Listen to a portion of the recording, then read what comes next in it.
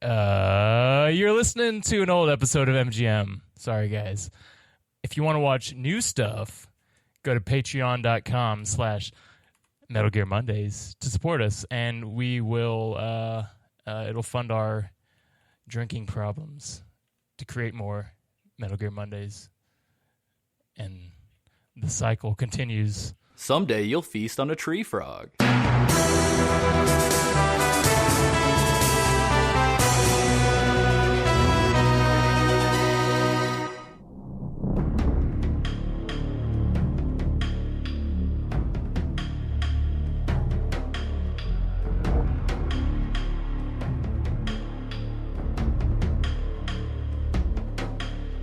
Ladies and gentlemen, welcome to another episode of Metal Gear Mondays, the podcast where we play all of the Metal Gear games from start to finish, top to bottom. As always, I'm your host, Alessio Summerfield, and this week, I have Samuel Wright. Straight out of Compton. Isaac Lim. I hate this part. And a very, very special guest, Kole Ross. Hello. Yes. Yay! Woo, woo, woo, woo. I'm not used to people cheering. Mission accomplished, guys. Shut the podcast down. We're done. All right, last episode. So, for those of you who are tuning in for the first time since Metal Gear Solid 2, previously we covered the Metal Gear Acid games, but today is a very, very special episode. Not only are we starting our Metal Gear Solid 3 coverage, but this is our 6-month anniversary, and it's our first episode with a guest, and this man just happens to be the guest whose shows kind of inspired the format and pushed me and Sam to start this thing to begin with. So more like Meta Gear Solid. Right? So for any, I mean, we plug Duckfeed probably more than we should, but for anybody who may not be familiar with you, Kole, could you tell us a little bit about what you do? Yeah. So first off, thank you for having me on. This is great. So I run the Duckfeed.tv podcast network. We do shows like Watch Out for Fireballs and Bonfireside Chat, among others. And yeah, we talk about video games kind of in depth, and a kind of a really similar approach to what you guys do here. Which came first, the chicken or the egg? No, I'm kidding. You guys came first. No, but it's super cool to see to see more people kind of taking this this in-depth approach. And man, like Metal Gear Solid, that it can bear it, you know. Totally. Yeah. There's a lot of meat on this bone. Yeah, a lot of meat on that snake. It's mostly meat. It's mostly like ribs and some weird scales, but there's meat on there. Yeah. Well, yeah. Can I go ahead, Sam? I wanted to start really quick by asking Isaac. What's that? I wanted to ask you in a segment that we like to call "Fumbling in the Dark" with Isaac Lim. What did we talk about last time? Oh shoot! Yeah. You can make shit up if you'd like to, Isaac. All right. Last time that I remember, we went to Cold Stone Ice Cream Brewery and had a nice sit down. Ice cream. How old is this ice cream? Is this ice cream brewery? Oh, happy St. Patrick's Day! Ah, We're going to Cold Stone Ice Cream Brewery. the most Irish of them all. So More that's like what we did Blarney last Stone, week. am I right? Oh my god! Awful. So bad. We had people asking for it, so I had to chuck that in there. We had to bring it back. Demanding the Fumbling in the Dark with Isaac Lim. Yeah, so welcome back to the show, Isaac, with that ham-handed Thanks. welcome. Thanks a lot. I will say we've had an ungodly response to Isaac's made-up snake tail from Metal Gear Solid 2. Wait, really? Yeah, people keep referring to it, and we've had several people tell us they pulled over to not get into accidents when that happened. So, congrats, Isaac. Woo! But yeah, so to kind of kick off our current season, we are covering Metal Gear Solid 3 Snake Eater. I am extremely irresponsible right now and have my notes not pulled up, so give me one quick second. I had them pulled up and turned them off. I'm sorry, everybody. That's why I use brick and mortar notebook. Yeah, I know, right? I've got my game notes brick and mortar, but not my, Here's the intermission right here. Yes. Right at the beginning. This is where Alessio needs to cut this. We're professional. We're professionals, damn it. Here we go. Okay. So, Metal Gear Solid 3 Snake Eater for the PlayStation 2, developed by Konami Computer Entertainment Japan, published by Konami as well, directed by Hideo Kojima, and it came out on the PS2 originally in November of 2004 in the United States, which is actually almost a month before the Japanese release in December of 2004. It did not reach European audiences until March of 2005, and has since been re-released quite a few times. There was an MGS3 Subsistence kind of substance style re-release in 2005 and 2006, and then the HD collection for the PS3 and 360 in 2011, and a 3DS version in 2012, of which I have no hands-on experience with whatsoever. And I believe that Sam and Isaac have been playing along with the Legacy Collection on the PS3, and I am playing the HD Collection. Kole, what version of the game are you playing? I played the HD Collection, but with the old-style controls. Ooh. Did you do that for a specific reason? Because the new controls confuse and frighten me. That's a good reason. We don't like change here at Metal Gear Mondays. Yeah. There's a reason I mostly talk about old shit. No, I just that's what I'm used to, and also I feel like a lot of the stages in this, like the map design, really is kind of intended for that top down kind of feel. Yeah, I think this is actually the first time that I've played MGS3 since the Subsistence release on PS2.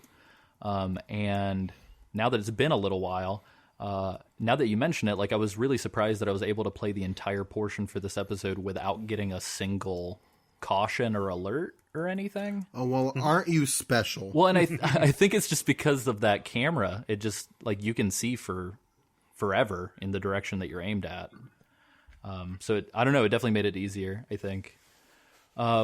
But yeah, so this is the next numbered entry in the series. However, it doesn't take place after MGS2. This is kicking it back to the Cold War. What? Prequel. So yeah, if you were like me at the time of release, and you were looking at the E3 super weird, no place for Hideo, weird E3 trailers and stuff like that, you were probably wondering, how does this take place in the past, but you still play as Solid Snake? Well, you play as Naked Snake, and we're going to slowly unveil what's happening as the game plays. We don't want to necessarily start off immediately spoiling everything, so we're going to try and play along as far as we can, and then once we get about 3/4 of the way through the game, we'll kind of start talking about some more of the end game a little bit. So yeah, so Kole, I don't know if you're familiar with our sort of lineup, but Sam and myself have played all the games before. Isaac has not. So this is Isaac's first time. That's correct. So, yes. Before we get into it too crazy, I wanted to talk a little bit about the generalities and kick it over to Sam to do that, but I definitely want to hear Isaac's opinions on the sort of sea change of the series at this point, because there's a lot more kind of menu diving than previous entries. Yeah. So, Sam, will you cover the generalities of this game for us, good sir? That all depends on what you mean by generalities. Well, I don't know where you want me to go with this. You didn't discuss this with me. Oh, okay. I apologize on a producer note. So anyway, what we are kind of dealing with is that essentially this game has a camouflage and stamina system built into it, very different from MGS2.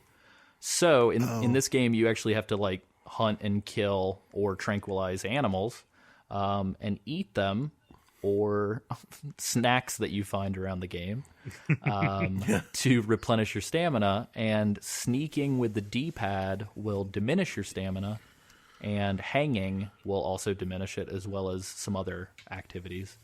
And as I forgot that you could sneak with the D-pad. It's super helpful. Yeah. pro tip, D-pad. You've also have to work with your camouflage. You have face paint, and you can change your BDUs to blend in with your environment. You have a camouflage rating. The higher it is, the more hidden you are. The lower it is, the easier it is for people to spot you.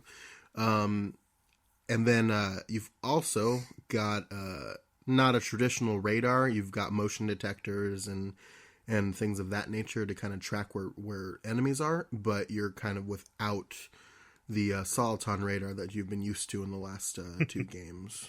That's a huge deal. Yeah. Yeah, no, absolutely. Mm-hmm. Yeah. Yeah. like So how just, did you guys handle all those changes? Sucked. Sucked at it.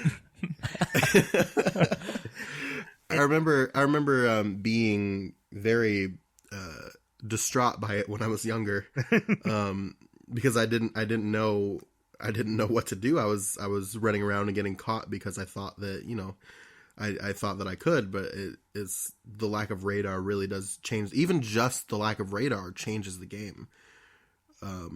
Never mind the camouflage and things like that. I think that the camouflage and the rating for hiding is actually really cool. I like that a lot. It makes the game less cut and dry. Like, you can't play the game just by looking at the Soliton radar anymore. Like, you would just be a dot that was trying to avoid cones, as dots are wont to do. And the fact that you could be standing right in front of somebody, but if your camouflage was up, just everything gets a little bit more like fuzzy, like in a way that most of the time works to your advantage, but you're never quite sure if you are kind of like wandering into somebody's field of view. And so it feels like much more kind of like suspenseful and improvisational in a way that the previous games feel pretty like mechanical and rote almost. Yeah, I've got to agree with the first point, because I remember the first 2 games I would be looking at the radar for probably 60% of the time, just kind of like hoping I don't run into another dot or a triangle. I'm like, ugh. I'm like, that's like a 1/6 of the screen. I should be looking at the other part of the screen. I'm like, but you should be looking at this beautiful environment, right? Yeah. Like, that people slaved away on. Yeah, appreciate the game that Kojima's made for you. God, I just want to play this dot game, okay? yeah. But like, like just the fact that you're even like down to like looking for the rustling of a snake in this tall grass, like so much of Metal Gear Solid 3 is about getting you to pay attention to the world, to the areas around you. It feels like, and that's kind of upsetting when you're used to when you're used to things kind of staying the same, especially as they did, between 1 and 2, to an incredibly self-conscious degree on their part. Mm-hmm.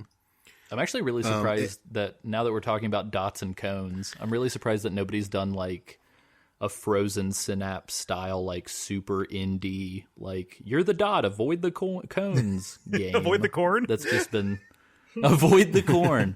Children of the Corn, the game for the Atari. That's what that is. Yeah. Good call. Do like a Metal Gear Solid D-make.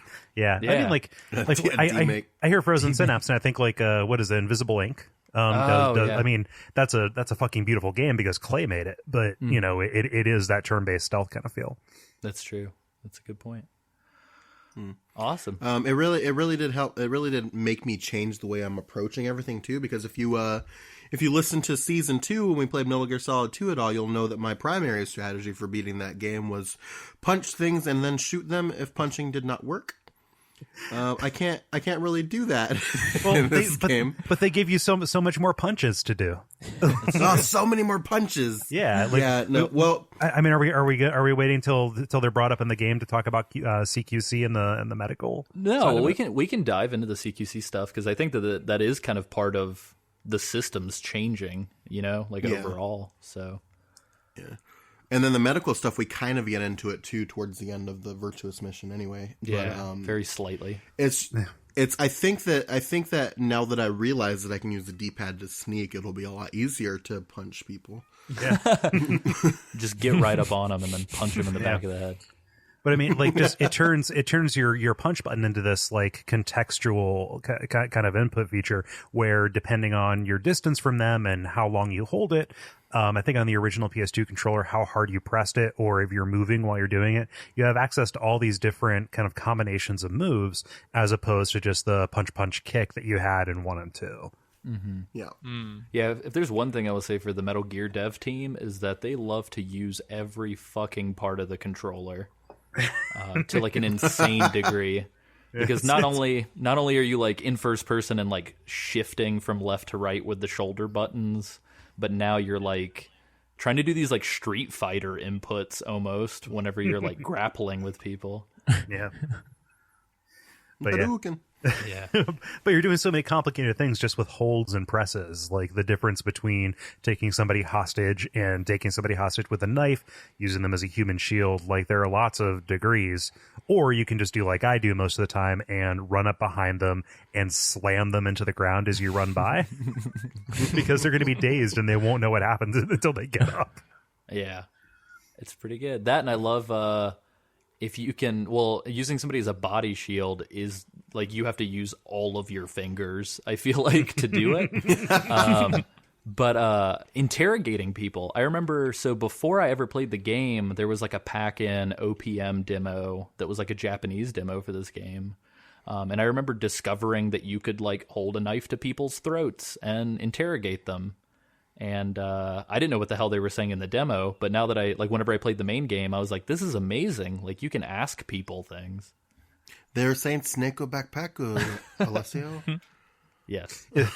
But yeah, so like, I don't know. These are all like, it's crazy to see the seed of this stuff here, because I'm playing 5 still concurrently because I'm trying to milk that thing for as much content as I can.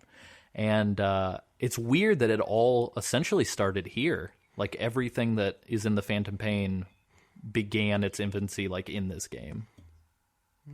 It definitely feels like this is where they started putting emphasis on systems. Like, 2, you had like lots of graphical and persistence kind of stuff, like, ooh, the ice will melt. But this has just a bunch of systems rubbing up against each other. Mm-hmm. And I'm fucking terrified of snakes. So oh no, even this in game's game form? Terror simulator. I can't. A game called Snake Eater. No. Well, and anytime I'm just like crawling in the grass, avoiding people, and I get bit in the ass by some snake I didn't notice, like I freak out. Here comes nature. Yep, here it is. It's so neat. Well, cool. So is there anything else? So the medical stuff, I mean, we'll touch on it at the end of this. Is there anything else that you guys want to talk about before we dive into kind of the story sequences? I think that the medical side of things like plays into these generalities a little bit, in that like recovering from a bad situation isn't just as simple as cracking open a ration and squeezing, to like toothpaste tubing some beef Wellington into your gullet. Like it actually is like, it's not something you can recover from instantly. Like, you have to go off and kind of almost literally lick your wounds. And so like it changes the loop of the game a little bit. Yeah, absolutely. Well, and likewise too. And it's go ahead. Really, I was just going to say it was interesting. It's really interesting. Yeah, well, was that it? Yeah. I expected like that's very interesting, comma, but I guess my bad. No, just piggybacking. That's my. Well, to me, I don't know if this is true or not. If this is just like little kid wishes from before that I don't remember clearly. But isn't there like persistent scarring in this game? So like, if I remember correctly, like if gets shot, then like the wounds are visible. Is that right? I don't know. Well, I'll have to pay attention to it more now as we continue playing. But I didn't notice anything when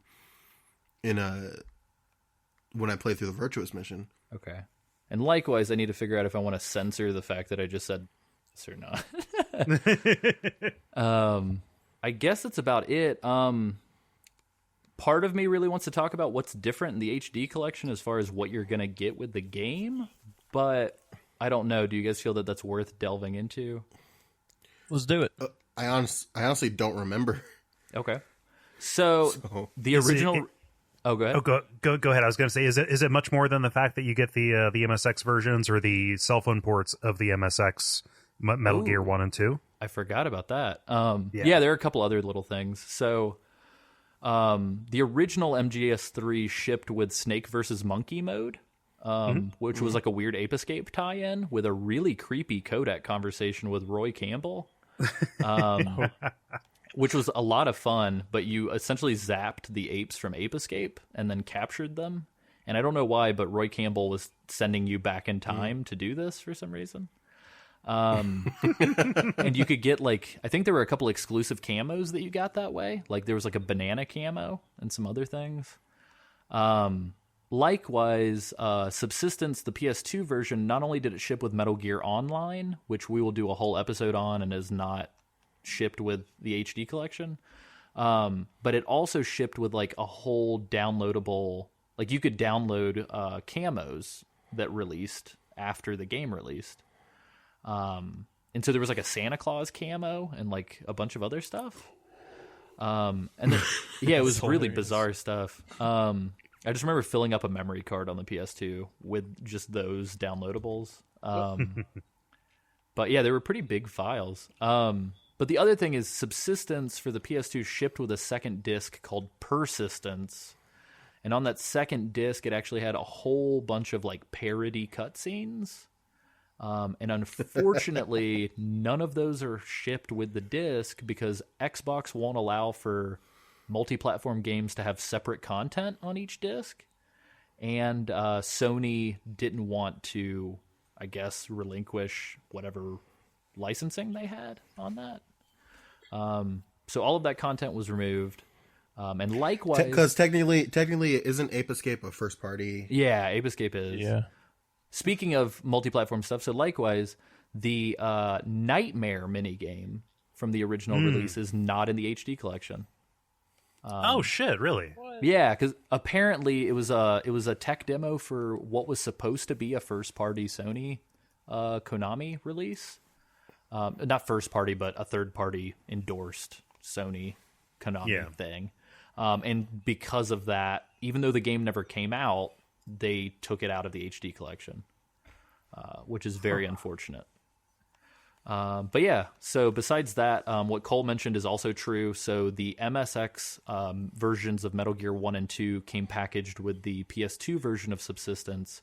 However, in this release, it's actually cell phone ports of the MSX games.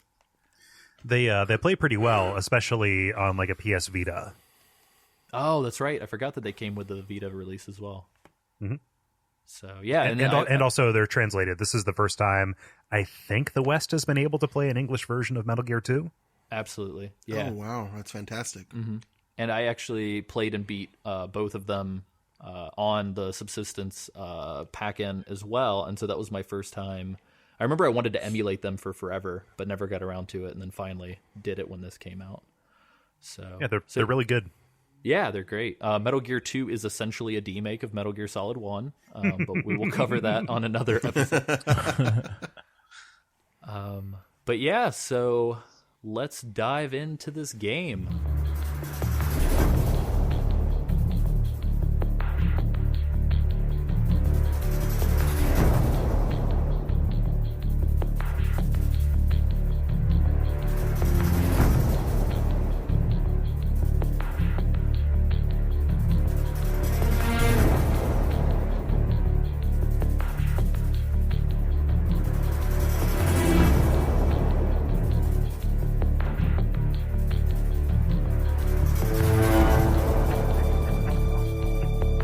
Yeah, so the first thing that happens, and in the HD collection, I don't know if this is something that you do in the original release, but in the HD collection, it asks you if you like Metal Gear Solid 2, or Metal Gear Solid 3.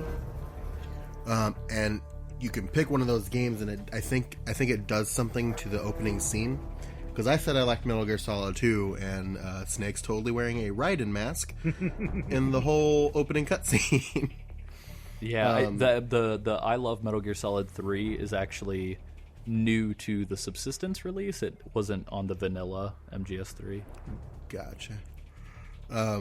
But you don't see his face. He's just sitting on a plane smoking a cigar, and sitting on this giant aircraft carrier flying over Russia. And you find out that you are going to do the world's first Halo jump into Russia to execute the virtual mission. I mean, a virtuous mission.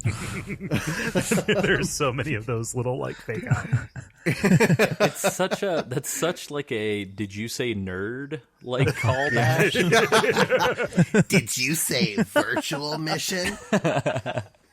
I love how the major just responds with no. Virtuous mission. Yeah. Yeah. No nonsense. Is there my instinct there is to do the Snake voice. Is there like a swear jar for Snake voices? we've actually only done it like twice, I think. Okay, all right. I'm not gonna do it.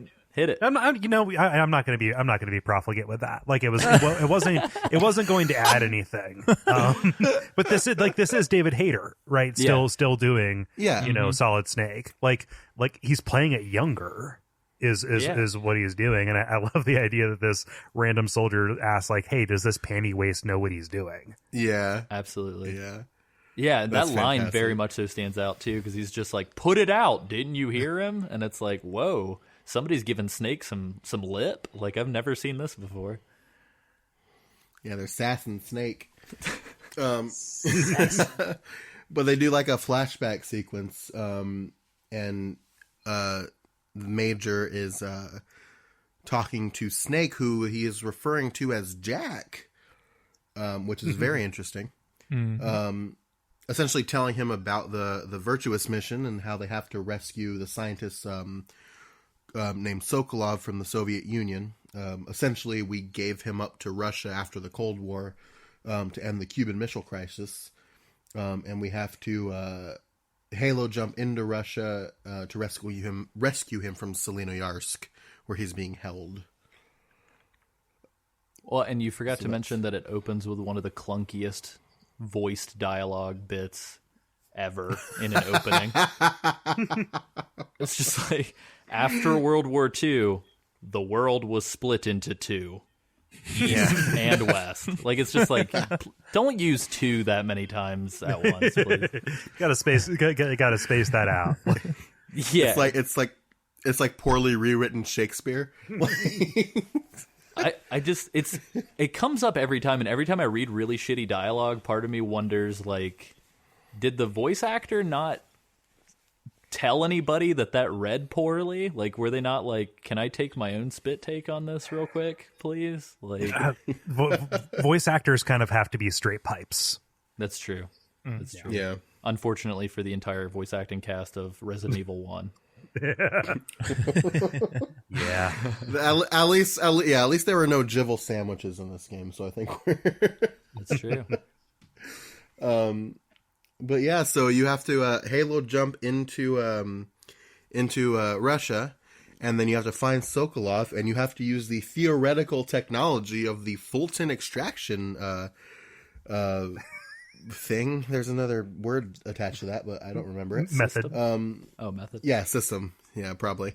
But you have to essentially Fulton out of there. And I thought it was funny because Snake asks, "Is that going to work?" Mere decades before Fultoning out entire fucking towns of people. Yeah. And Major's like, I mean, theoretically it should work. He heard the idea of ballooning somebody up, and his heart skipped a beat, and he was like, "Could it really be true?" Which is actually it's funny. How many goats? How many goats? It's funny because I think in real life, there was like an army friend of mine who actually told me, at least from what I think, that the Fultoning system actually never really saw a whole lot of use because it would like theoretically like snap the neck of the soldier that it was extracting. Jeez. Yeah. So they built that into 5, right? oh yeah, and like all over the place with Peace Walker as well. Just unintentional hilarity. Unintentional. I love how they build this into the history of the Cold War, because like they posit that giving Sokolov back to Russia was what made Russia call off the Cuban Missile Crisis. Yes. Yeah.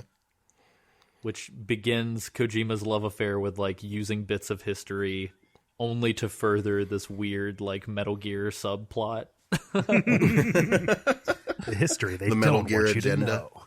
Yeah, history's too strong a word, excuse me. This is Kojima's fan fiction for the Cold War. Fan fiction for life. Oh man. But yeah, so he starts. The Major starts giving out code names. Jack is known as Naked Snake for the mission. He goes by Major Tom, ground control. I love that. Again, And then, go ahead. no, but beginning Kojima's love affair with Bowie names. Oh, absolutely. Yeah, no, absolutely. Fantastic. Beautiful. And then introduces Paramedic, who is his essentially the person who saves the games for you. Yeah. And she and loves then introduces loves movies. You can call her and she talks about like King Kong or God. I think it was like was it Godzilla that she talks to him about. Yeah. You can almost say that. Oh, go ahead, Cole. Oh, I'm sorry. I'm interrupting people all over the place. We're absolutely not talking about who Zero and Paramedic are, right? Oh, absolutely not. Because cool. poor Isaac's mind could not stand the trauma. Yeah, no, he wouldn't. I wouldn't understand. He will find out in due time. Okay. All right. That's right. Can I just back up real quick? Yeah, go ahead. I just one little tidbit. Whenever Snake jumps out of the plane, he like does these backflips or front flips for no reason. It kind of reminds me of like the opening scene of the Power Rangers movie. Oh my god! How did you both pull that? Alessio and I are like have a mind link. I just heard Red Hot Chili Peppers the whole time he was free falling. Oh man! And Tommy was on a snowboard for some reason. Yeah, Jesus. Because 90s. Yes. Yeah, and they're in right. colored jumpsuits. Because Power Rangers. Yeah, not at all to completely skim over the fact that the front, and I don't know if this is in the original and the HD texture just makes it pop more, but the front of his fucking helmet says Metal Gear Solid Snake Eater when he's getting out of the plane. I didn't notice that. Yeah, it really threw me off. I was like, what the... It says like U.S. Army Metal Gear Solid Snake Eater on the forehead of his helmet. Metal Gear is like 30 years out at this point. Yeah, like I don't, he doesn't even know about it yet. it was so weird. And on top of that too, this is actually the first part of the game ever where you can do the first person button for cutscenes. Love that. So I don't know if you guys noticed that or not. After playing this when it came out, I'm just trained to it's Metal Gear Solid 3. I have to hold R1 during all cutscenes. Just in case. But yeah, so you can press R1, a little button will flash in the top right whenever you get to see the world through Snake's eyes. Yeah. And that's used a really funny effect later. Not in this episode, but later on. Mm-hmm. Yeah. Both funny and horny effect for the rest of the game. Yeah. Guys, I'm intrigued. We had his attention. or we had his interest. Isaac, you figured out that Kojima's a horn dog, right? Like, oh, have I?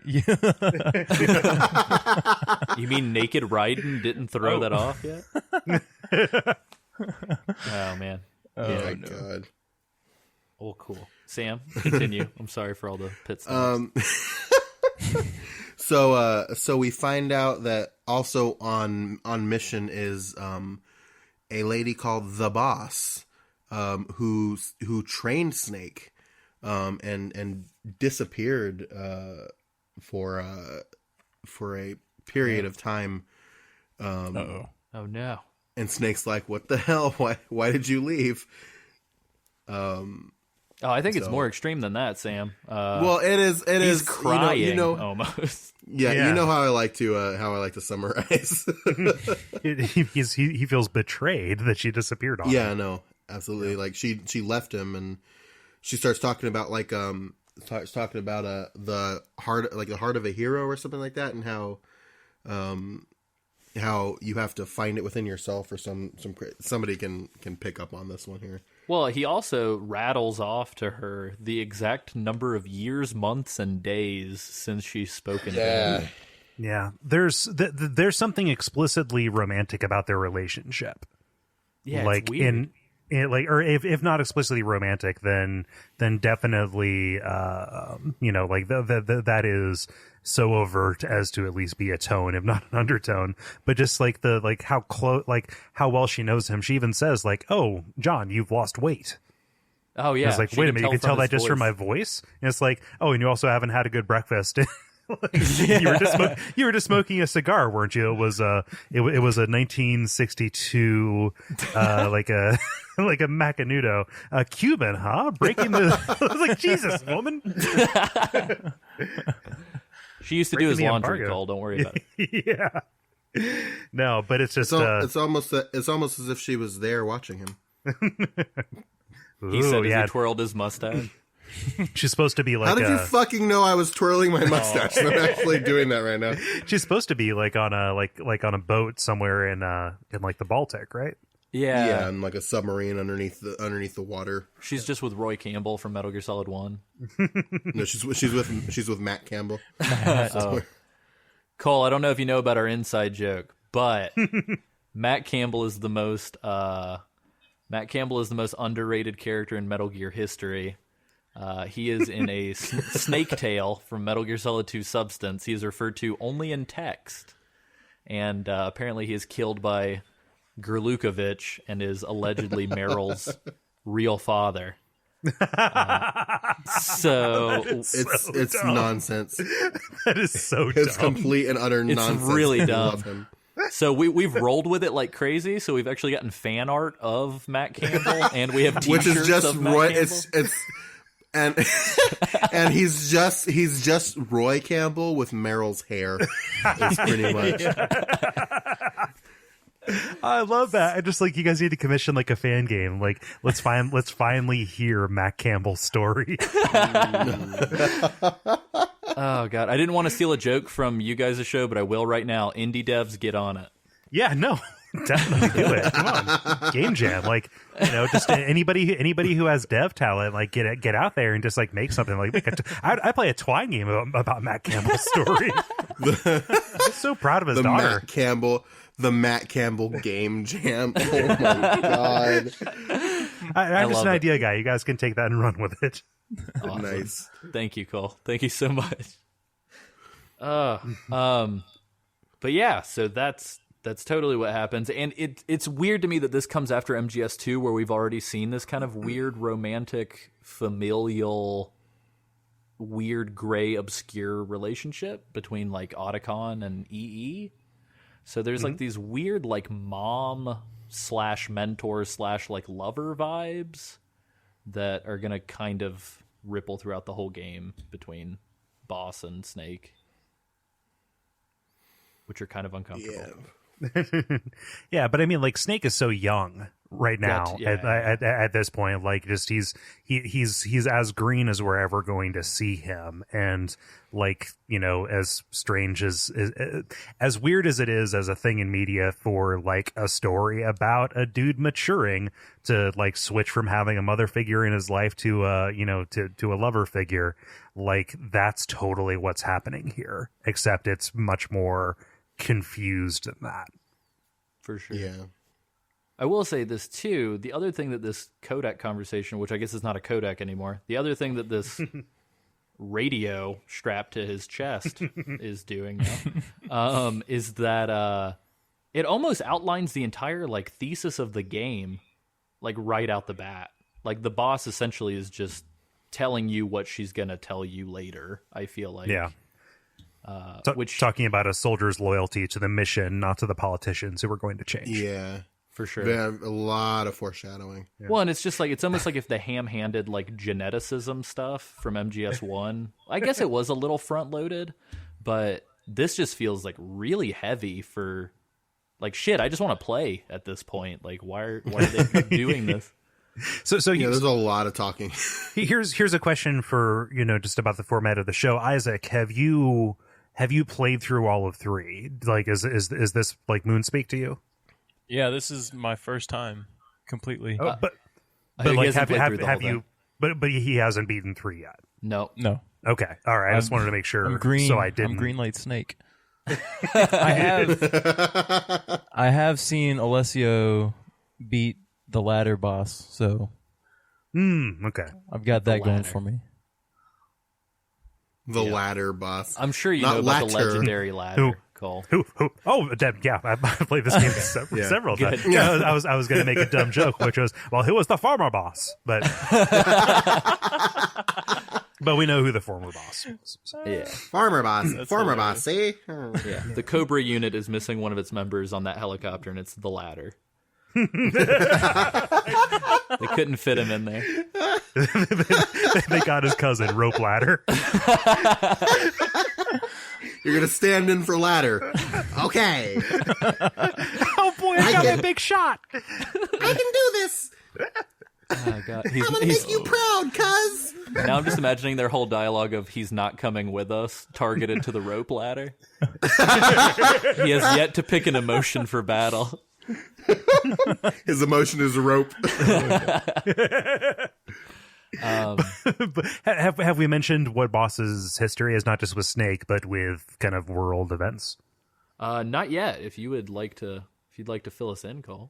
Oh no! At this point, just as we're talking about how the boss is Snake's mentor, kind of it's revealed to us that she was the commander of this legendary unit from World War II called the Cobra unit, which we joked about earlier, and boy, are they worthy of joking about in a lot of ways. But that's the reason why Snake is called Snake, because Major Tom is really kind of coy about why he got this nickname earlier in this string of cutscenes. For sure. Yeah. And what a string it is. Yeah, the Cobra unit, we'll meet them soon, but they're very much so like a Mega Man rogues gallery of bosses. Oh my god. It has to be pulled from G.I. Joe. It has to be. Yeah, totally. I was once a man. Or, I don't know if you know this crazy batshit fan theory, Cole, but there's a theory that the Cobra unit is actually the grieving process from start to finish in the order that you encounter them. And okay. Yeah, the supposition is that Kojima didn't want to make MGS3, and so the whole thing, including the grieving analogy, is like an analogy for his relationship with the series, allegedly. But I was with you up until Kojima's, because there's plenty of grief to be had in the game without reading that weird meta angle into it. Sure. But I'd never heard that particularly read on the order of the bosses, but that holds, I think. Yeah, it's pretty neat. So anyway, Sam, if you'd like to continue so that we can make tracks to the actual gameplay, which we have yet to do. Well, this is where they kind of explain. So you are equipped with a trank gun, and this is where they introduce for the first time in the series the concept of the suppressor deteriorating as you use it. So if you use it too frequently, you're not going to have it anymore, and then you're just going to have a really loud gun. So you have to be careful with that. You also, as you're landing, lose your backpacku in a tree, and you have to go retrieve it. And I want to hear about Isaac's. Oh, absolutely. What? Why Isaac's me? because you've never played. As new blood, I demand you tell me about your trip to procuring your backpacku from the tree. Backpacku? Actually, for me, the backpack wasn't that hard to find. It was trying to figure out which button to push to climb a tree, that I couldn't figure out. It's the same as the ladder button, Isaac. I Damn know, it. but it wouldn't work. I don't know. But yeah, the trek back, to me, it wasn't that bad. It was a little, like, it took me a while to get used to the camera, the free moving camera. Oh, yeah. Because 1 and 2 was just, had a static camera. But other than that, unless I'm missing something, am I missing something?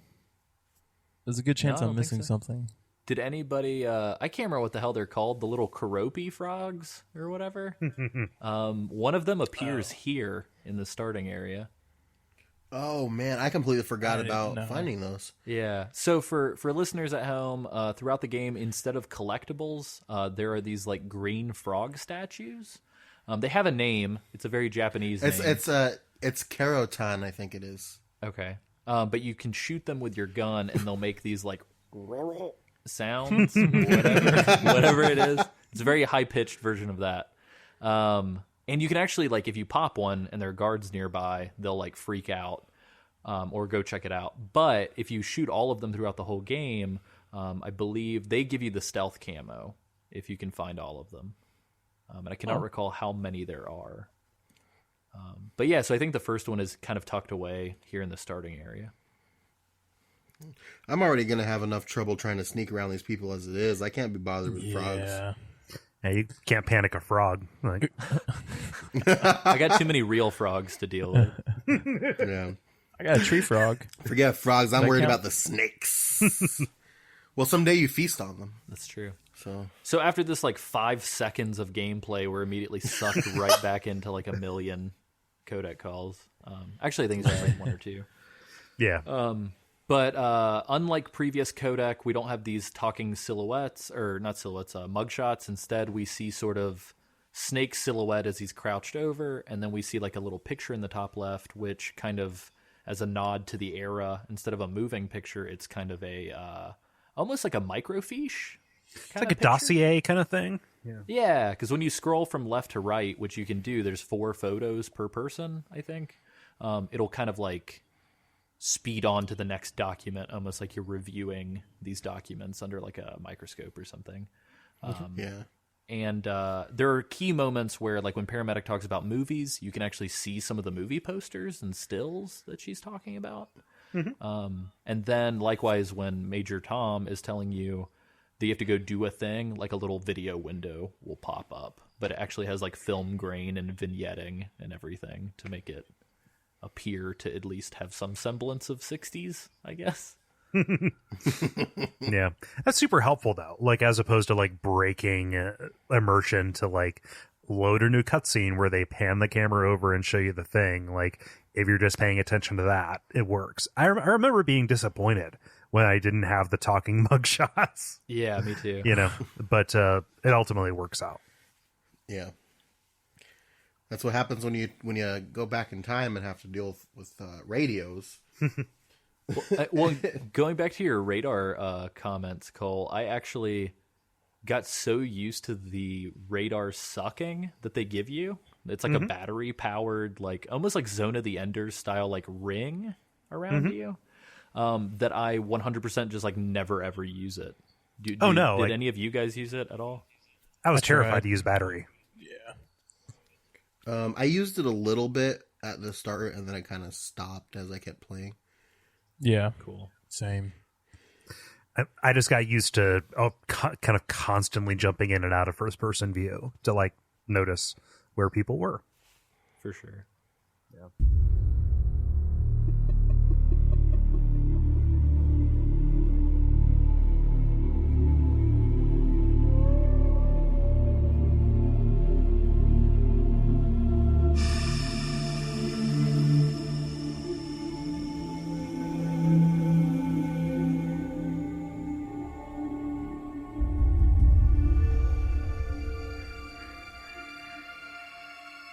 Well, yeah, so this first area is and I am going to go ahead and apologize to any Russian listeners that we have, because I cannot pronounce this shit if you paid me. Dramuchij Swampland. is kind of the first little area, and holy shit, there are so many alligators. Like, there are alligators for days. And they are very sleepy. Yeah.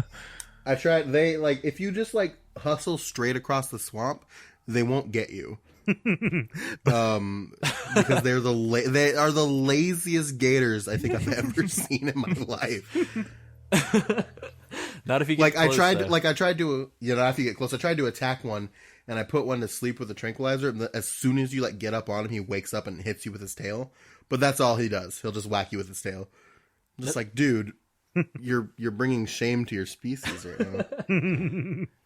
But they'll fuck you up if they get near. Can I swear? I'm sorry. Oh, absolutely. Yeah, they'll absolutely. Yeah, they'll fuck you right up if you're dumb enough to stand right in front of them.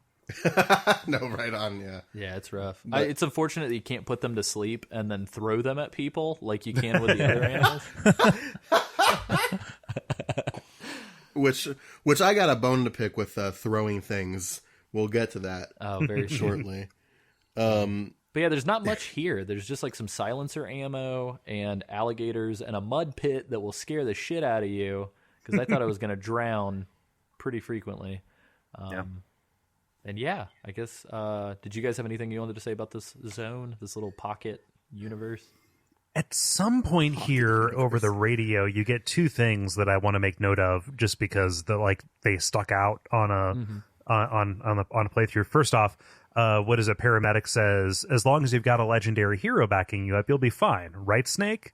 Underlining that as much as possible. However, when you get the ability to radio the boss to kind of get your, survival and CQC tips, she shares a radio frequency with Master Miller and Iroquois Pliskin. Oh, I did not catch that. Wow. Yeah, like 140.80 or whatever. And also, that's insane. It's the same frequency that Raiden uses in MGS4. Oh, that's crazy. Yeah, well, so other than Raiden, all the other characters that use it have like a shift happen to them. Yeah, so I wanted to make sure that that was at least put on the record here. That's good. Because I thought that was super cool. That's fantastic. Yeah, that's awesome. Yeah, I should have definitely done my due diligence and actually like paid attention to her frequency and given her a call. So she just acts as your CQC. Here they don't do a very explicit CQC tutorial from what I can see. Oh, gotcha. Yeah. Isaac, how was your time in Gator Country? Scared the crap out of me. All right, so I didn't even see the first gator, and I was just walking, and I happened to walk right in front of him, and I don't know. That was Did it he right snap there. at you? No, he didn't.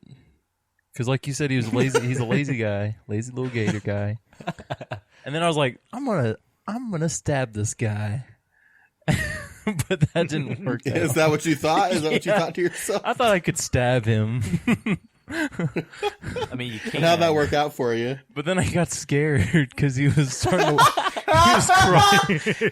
He was coming towards me, and I was like, ah! Oh, gosh. So I just ran out. I was like, I love you. So, oh, man, that's great. And then I got scared. I just booked it out of there. Like they can be freaky though, because they don't move. Yeah. Yeah, they blend in, especially with the grass that they're kind of hitting. Yeah. And it's almost demonstrating camouflage for you. Like, I know that's a bit of a stretch, but like this is right before they explicitly introduce that over the radio. Oh, yeah, that's true. If only you could kill an alligator and then wear its skin. Oh, you can later. Oh shoot! Did I just? Well, you don't kill one, but you can wear its head. Oh, Is it still alive and talking? Is it cracking wise? It's like a sitcom, Snake and the Alligator. I gotta tell you, I think they're gonna find you. Well, they're gonna find you if you keep talking. Oh no, we both talked. You just hear a what was that noise? I'm slowing us down with this buffoonery. I'm Oh, no, sorry. you're fine. No, Well, this speaking of that, Cole, did you ever see the Japanese trailer for this game with the businessman? No. Oh my god. Okay, so I have to link it in the show notes. So it's like a 30-second trailer of like a Japanese businessman doing all of the things that Snake does in the game. So he's he's in full business attire with a briefcase, like covering himself from the rain. And then you see him like drying his clothes with like a made tent out of sticks. And then at one point he's like hanging out with alligators with like a gator head. And it's ridiculous. It's absolutely ridiculous. This is anyway, a live action salary. Yeah. It's wonderful. Nice. But yeah, so then we're immediately taken into Dremuchidge North. I don't know how to say that. If anybody wants to correct me, please do. I would love to be educated in how to pronounce this stuff. Dremuchidge. Oh, okay, cool. I don't know. Like I'm taking a stab. That's good. That's better than mine. But we deal with just say it with a stereotypical and quite frankly insulting accent, and you'll be fine. Sam, take it away. I need to see how it's spelled with an accent, and I could probably figure it out. So it's Dre, like Dr. Dre, and then it's Much, okay, and then IJ. Dremuchidge. That's close. We need to go to swamp of Dremuchidge. Swamp. Walk through the swamp. Swamp. I like that. A lot of this game takes place in swamp. I think you're going to get some mileage out of that one. That's good. That's good. Just don't get swamp there. Nice. Oh, I'm gonna just ignore that dumpster fire and keep going. So probably for the best. You encounter your first live human beings in this next zone, and I believe that there are 2 of them, and it's just some soldiers. And just to check off my little list of things you can find in the zone, you can find some bug juice and the Dragunov sniper rifle, the SVD. So it doesn't come in a jar. Bug juice comes from who you are. Okay. Sorry. You remember bug juice? Sorry, continue. The gas station drink? No, the TV show. Oh, I do not. The power-up from the Sega Saturn game Bug? That's even Not more quite. obscure. Isaac, did you survive your first encounter with human beings? Negative. Is that what you wanted to hear? Just instant game over. Well, okay. So, all right, with the new stamina meter and whatnot, it's completely different from 1 and 2. So I thought once you get spotted, you only get shot a certain number of times before you die. But in this game, you can run away and hide and just recover your stamina and your health. And I didn't know that at first. And so whenever I got spotted and alerted, I just said, just kill me now. And I just stood there and just kill me.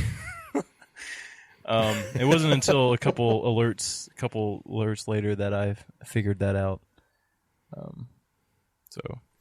So they were just wondering why the hell this man was standing there and taking 30 bullets to the head. Must become some kind of super soldier. 3 is actually really generous with reloading. Like the checkpointing, I feel like they're much more kind with it. Oh, wow. Is it like per zone or? It's like, it might be like per screen or something like that. Like I died a couple times just trying to get used to the game again. And yeah, like you come back, like it's not when you just most recently saved with paramedic. It's, like at the beginning of that screen. Very nice. Huh. That's helpful. That I did not know. I totally mislooked my notes. So you can also get thermal goggles and grenades, and there are actually 4 guards in this zone. Yeah. Did you? And you can get the Dragunovs too. Yeah. I think. Yeah. I mentioned that earlier. Sorry. Did you? Sorry, my bad. Thermal goggles almost break this game. Yeah, especially with the animals. Yeah. But again, they are battery powered, so you can only use them for a short amount of time. I will say the amount of detail in the foliage, like when you're crawling in first person and like leaves get stuck on the screen and stuff, is really cool. Like I liked it a lot. Yeah, they're very like even on PS2, it felt like this was pushing the limits of what that system could do. Like in a way that it feels like Konami was like exclusively doing, like comparing Silent Hill and stuff. Yeah, like, you know, you look at Silent Hill 3 and like, how the fuck did they put Heather Mason's model on the PlayStation 2? Yeah, totally. Yeah. It's crazy. Yeah, and likewise, too, I will say, I think it is a testament to the art direction. Oh, yeah. That whenever they made an HD version of this, even the SD version, like, it all holds up. Like, it's crazy. Like, you can go back and play the original game, and it is totally playable and doesn't look goofy at all. Yeah, absolutely. Yeah. So, but yeah, so other than that, did you guys have anything? This is the only kill that I made in the whole game, was I interrogated a dude, and then I accidentally forgot that pressing triangle again would slit his throat. And so it was just sort of this, like, Snake grabs the guard, and he's like, "Speak!" And the guard was just like, what did he say?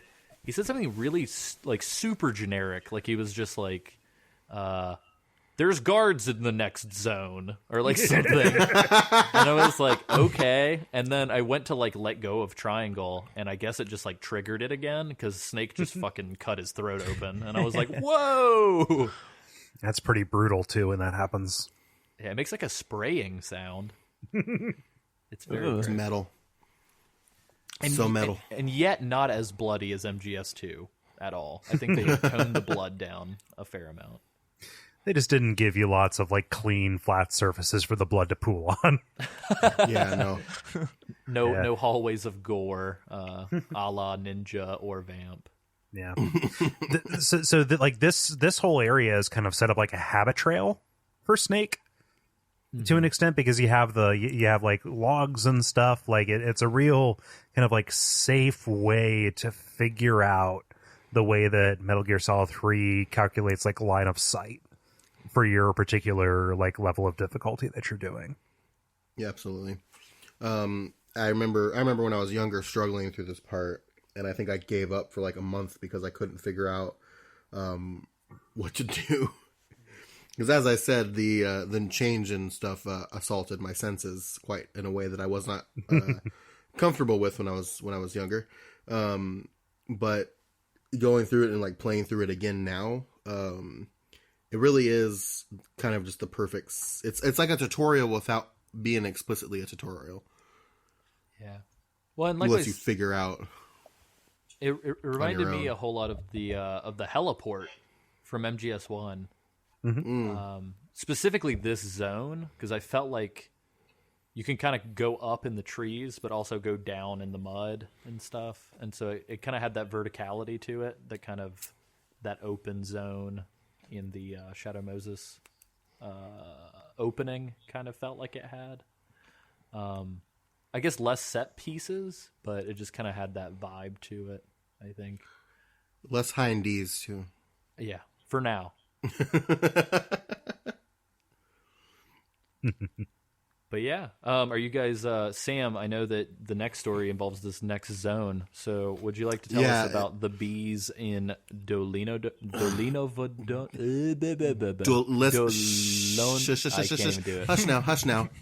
Hush now. Let the professional. Dolino Vodno. Oh, that was very good. Thank you. A little stereotypical, but very good. No, the more insulting, the better. Yeah, it was it was like Olive Garden. It was okay. But there was a lot of shit attached to it. Okay, Sam, can you say Hospitaliano with a Russian accent for me, please? With a Hospitaliano. Thank you. Again, I want to apologize on behalf of everybody who is hearing a thing and saying a thing. I have nothing but respect for the Russian people. Absolutely. He's good. You'll get kneecaps broken otherwise. I know. I like to very just stoic. imagine that stereotypical Russian man breaking into a straight American accent towards the end of his sentence. Just like Sam just did. Yeah. No. It's like, what happened to your accent? What do you mean? I don't know. Fuck if I know, dog. It's a funny point. So one of the listeners was actually telling us it's funny that all of the soldiers in MGS2 have hardcore Russian accents, but we're in fucking Russia and they all sound like John Doe American.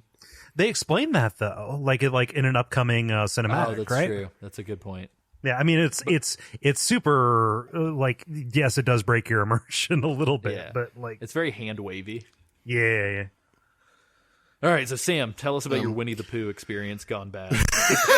Oh my God, with this fucking part. So they do this scene where you're hiding, and then there's a bunch of guards next to this big long bridge. And they do this scene where they zoom in on a beehive and they zoom in on Snake's face, and he makes the goofiest fucking smile I've ever seen. Because, and I imagine it's to over accentuate the fact that you're supposed to use the beehives to get through the section, and to accentuate the fact that you can use the environments to help you take care of guards and get through sections. And that Snake has teeth now because they can finally Yeah. find their teeth. They needed to find a way to show it off somehow, and him getting really excited about beehives was the way to do it.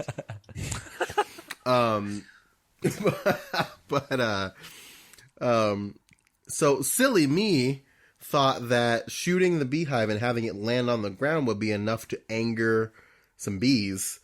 Turns out you have to go pick up the beehive and throw it, and that's what angers the bees. And I think I said this to Alessio. I was like, I didn't know you had to throw them, and everything that Winnie the Pooh taught me about bees is a lie, and I don't know how. I don't know how to feel right now. Yeah, you got to give them a bee ration. You gotta fling it at him.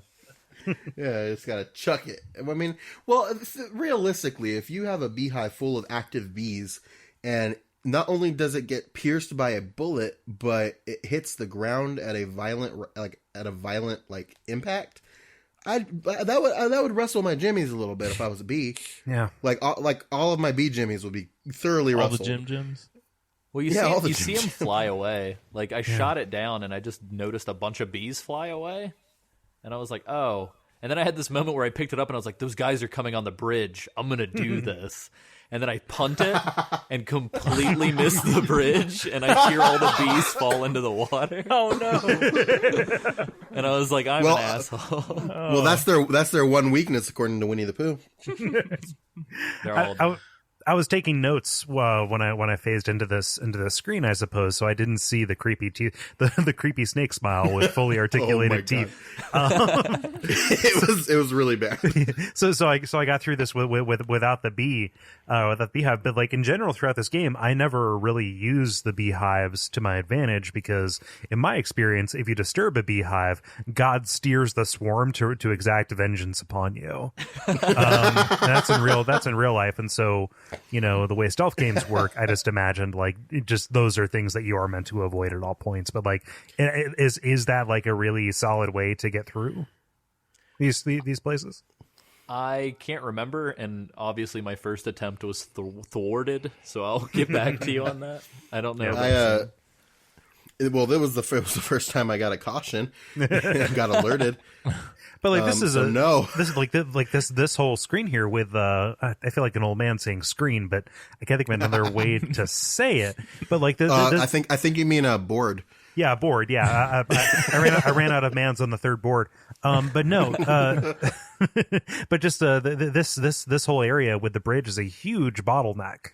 Right? Like, oh yeah, you know, if you are not using, you know, nature's bullets, which are bees, to your advantage, I just kind of was, I defaulted to being Sandman here and just putting as many of them to sleep as I could.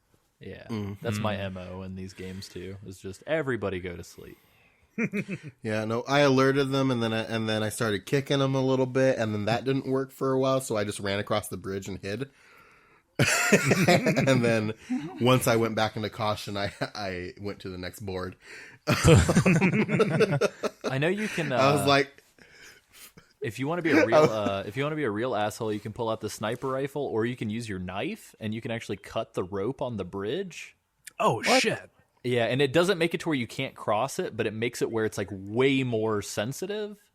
And so they'll just immediately slide off, and you'll have a little bit of an asshole of a time to get through because you have to like tiptoe or you have to hang. does that mean? Does that change the end of the chapter? Like, No, it doesn't. because that bridge is really important. Oh, the bridge is like stiff as hell in that cutscene. Like I swear it's not the same. Yeah, it bridge. doesn't move. It doesn't even move a little bit.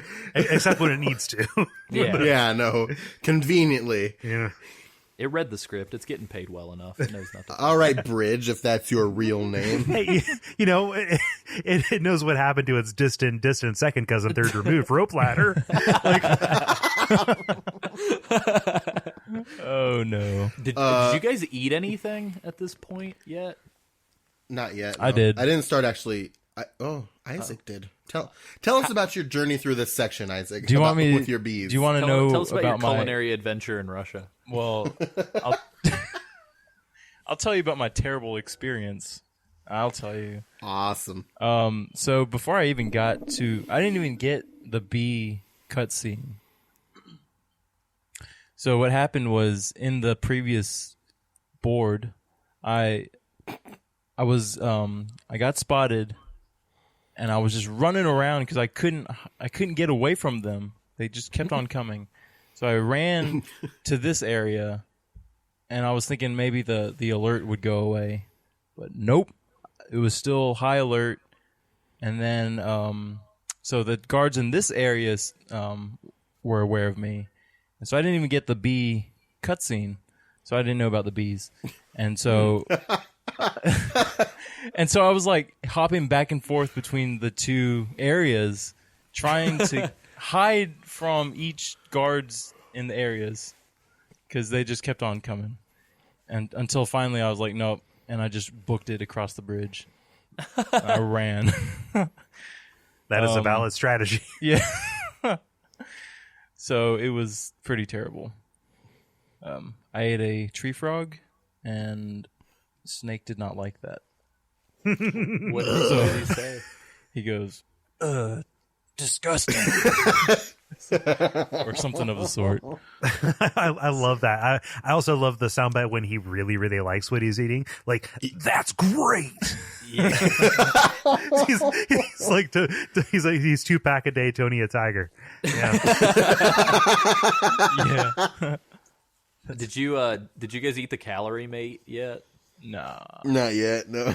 He tends to like that too. Thank you, product placement. Ding. Yeah, I forgot.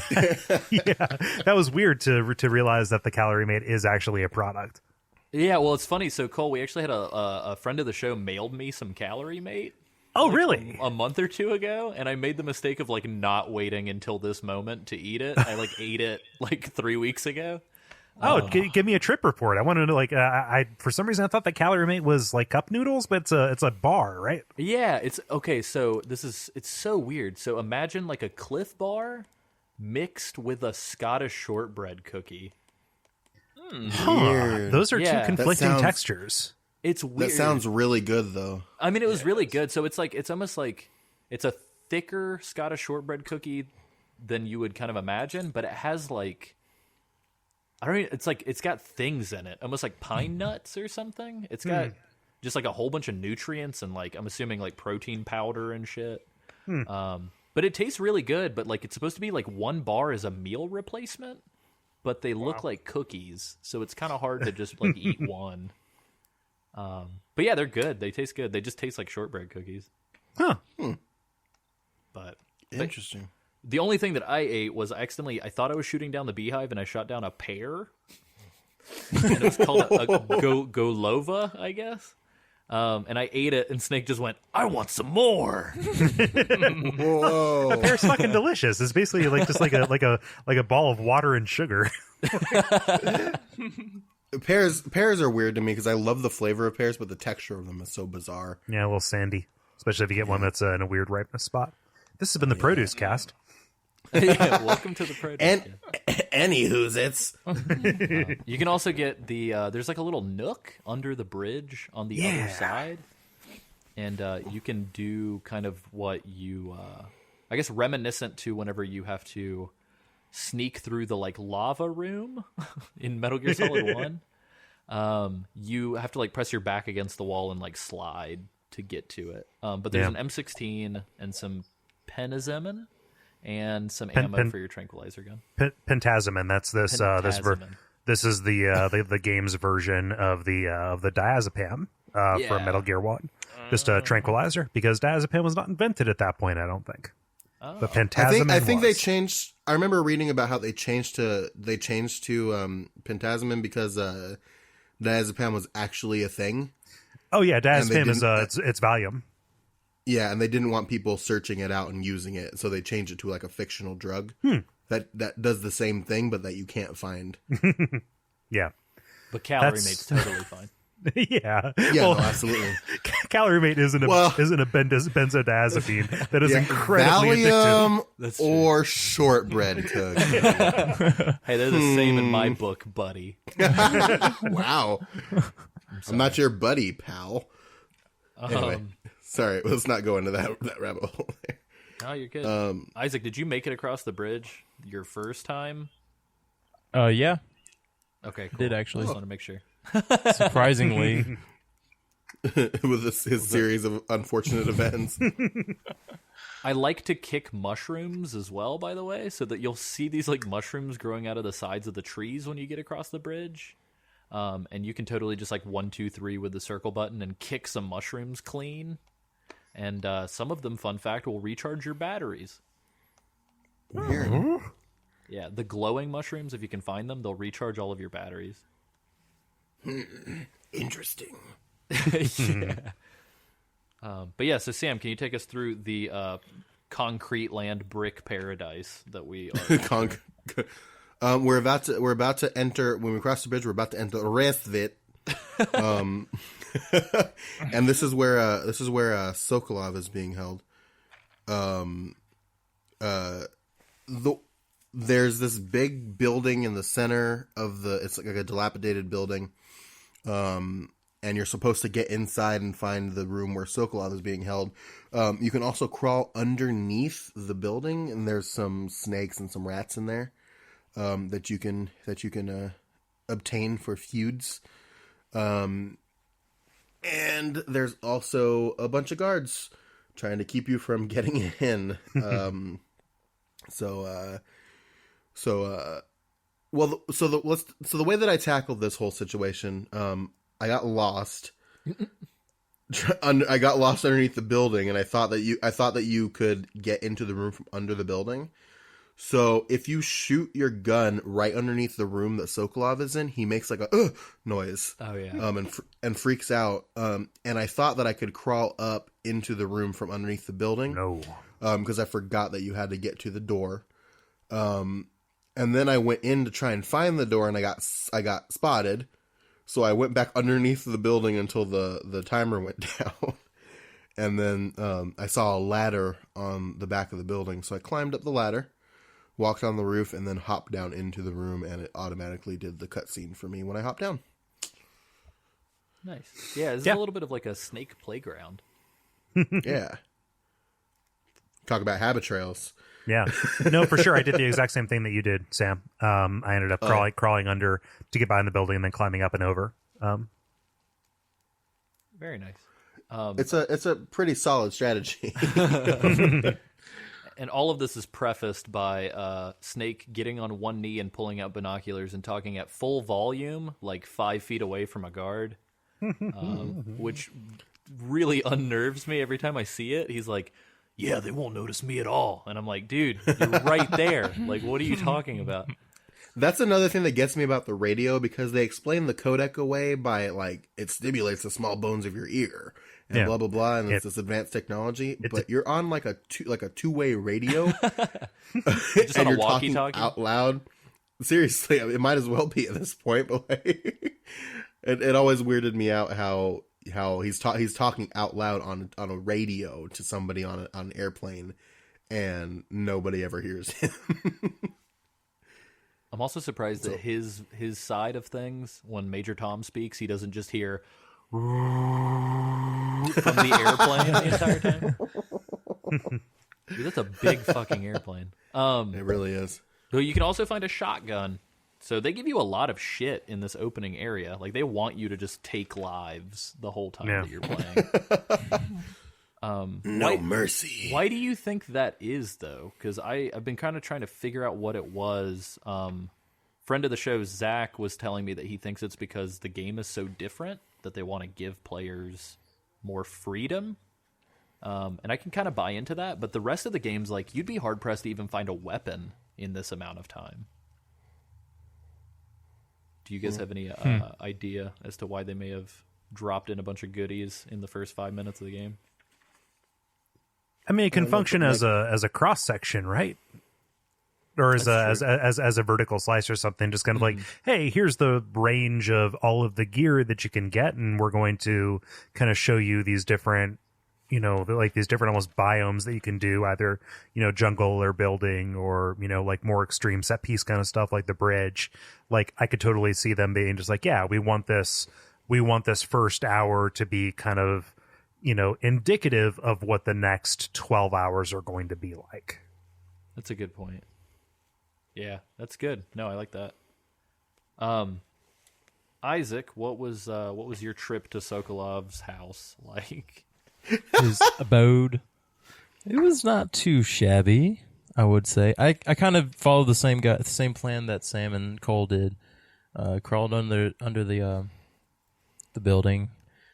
I went up to the roof, and because I didn't know where I was supposed to go. I didn't know where the door was, like you guys did, and so I was trying to scope it out from the roof. But one guy spotted me, and I fell down, and so I had to reposition myself, and then I finally figured it out and whatnot. So, Sokolov, easy peasy guy. Did you use your noodle and equip the brick camo?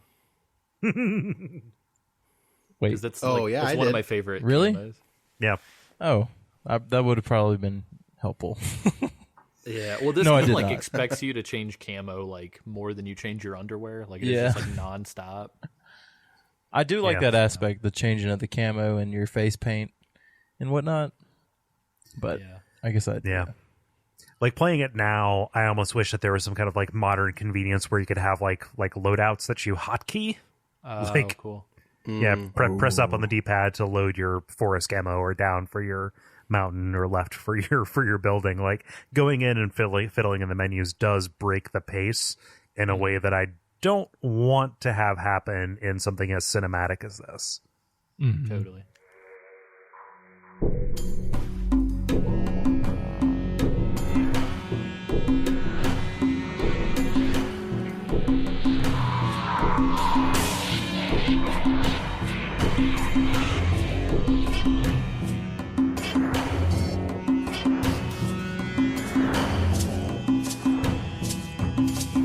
But yeah, so as Isaac alluded to, we kind of entered this kind of rickety, like, only room that doesn't have the inside of the room exposed. Little nook, and they're keeping Sokolov here in this back area, and he seems like, is he burning his Papers. plans? Yeah. Yeah, because you find out that he's not being guarded by the enemy. He's being guarded by the KGB, and they're trying to keep this guy named Colonel Volgan. You know him as from- you know him in the West as Thunderbolt. And Snake goes, "Who the fuck are you talking about?" Like, Snake is just like, "Thunderbolt, never heard of him." And I was just like, "That's hilarious!" Like, It's like, way to be, Snake. Current events, not your forte, eh? well, he was too busy counting the days since the boss called him last. Yeah. Anyway. But yeah, there's straight up some USSR drama going on that we kind of get sandwiched in between. Yeah. Just the Volgan, Sokolov developed this weapon. I think, does he call it the Shagohod at this point? I forget. Very soon. Okay, I but think it's he whenever it's developed revealed. this. Gotcha. But he develops this weapon, and Volgan essentially wants him and wants it because he wants to use it to leverage power to seize the Soviet Union from its current leaders. Yeah, Bolgan is like a military separatist, right? Mm-hmm. That's what I pretty gathered. much. Yeah. Yeah. So this is a prequel to Call of Duty 4.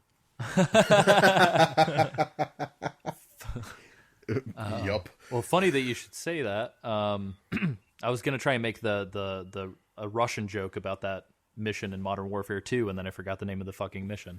No Russian. No Russian. Oh yeah, No Russian. It's called No Russian. Unlike No Russian, apparently Snake's Russian is superb. Yeah, they're speaking Russian the entire time, and it blew my mind because I forgot.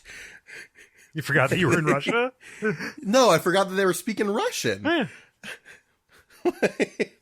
what's great Like is this. Sokolov's immediate follow-up line is amazing. He just goes, "America is truly a frightening place." And I was like, because we can learn multiple languages, I guess? I don't. What are you alluding to? Like, So he's like, this Russian sounds strikingly like English. Sokolov's just like, you can read my subtitles? Oh my god. But yeah, also, I noticed one weird thing. So did you guys get through, well, I guess I just answered my own question. So I forgot that I had slit that dude's throat, but whenever Major Tom talks to you on the radio, Snake says, "Sentries, I had to kill them." And so I was wondering, did you guys get any different dialogue there? Did you guys get through it without killing anybody? Accidentally. You know what my MO is, Alessio. Let's not pretend here. Fair enough. I don't think I killed anybody. Did you get a different line there? I'm trying to remember now. Totally slipped. just- I mean, I was running away curious. half the time, so Yeah. I don't think I had time I'm pretty to sure kill he anybody. just. I'm pretty sure he.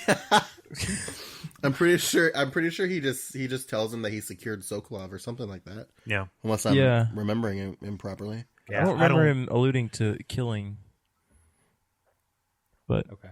I could be wrong. No, I have no idea. Neither do I, but I Sandman's the whole Yeah. place. So Cool. Yeah. not the whole place, but I just didn't kill anybody. I tranked them.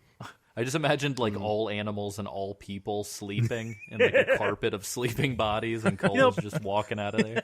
People don't get enough sleep these days. So thoughtful. This PSA brought to you by Snake Eater. How's your mattress? But yeah, and so coming out of here, we've got like a weird kind of like, I thought there was going to be a boss battle the first time I played this as a kid. Yeah, that's what I thought too. Yep. But Sam, who do we meet? Well, really quick, like you're sneaking out of the building, and like Snake is trying to like lead Sokolov out of the building, and he's like trying to I think he's like trying to Kamehameha the air. He's like waving his hands around like a karate master or something. Like he's gonna be able to do anything against armed guards. He's like Mac from It's Always Sunny. He's like kung fuing across this derelict factory building. Yeah, no, absolutely. That's amazing. Thank you for that. But you get but you get surrounded by the KGB guys, and then here comes Mr. Fancy Pants Ocelot and his guns. I love the way it waiting for reverbs. It's so weird. When he does his Yeah. hand gesture too. Yeah, with like the Oh, like yeah. That's how he summons the rest of his unit, because he's Gru, right? Oh yeah. Yeah. And so they No, all he come out walks of the in- woodwork. Yeah, he walks in without his hat, and the KGB sees him and is like, "You're part of the GRU. You're part of the Ocelot unit." And then he puts on the hat and he goes, "You're Ocelot," or something like No, I that. think he's like, "I'm the commander," and they're like, Yeah, "Oh as he puts on his shit." hat. And then he does his and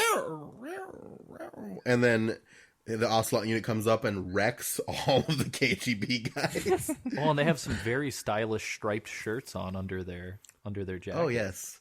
Yes, height of Russian fashion post World War II. Is it not hot as fuck to be in full black everything in the middle of the woods? Alessio, the military doesn't care That's true. whether it's American or Russian. You're wearing what they tell you to wear. That's true. Spoken like a true civvy. I'm sorry, everybody. You know better than this, Alessio. So what happens? What happens next could easily just be described as like John Woo wet dream. I think. Oh, so good, Isaac. Do you want to walk us through this next section? I want to hear this it from next your part of the words, scene. Isaac. Okay, so after after Ocelot destroys all the soldiers, we see what's his name? Sokolov peeing in his pants, much like I made that part up, but I'm just imagining peeing in his pants because he's shaking. And he gets up and runs away. And making a very comical sound. yes. And he like peers around the corner and just kind of, it's like, huh? But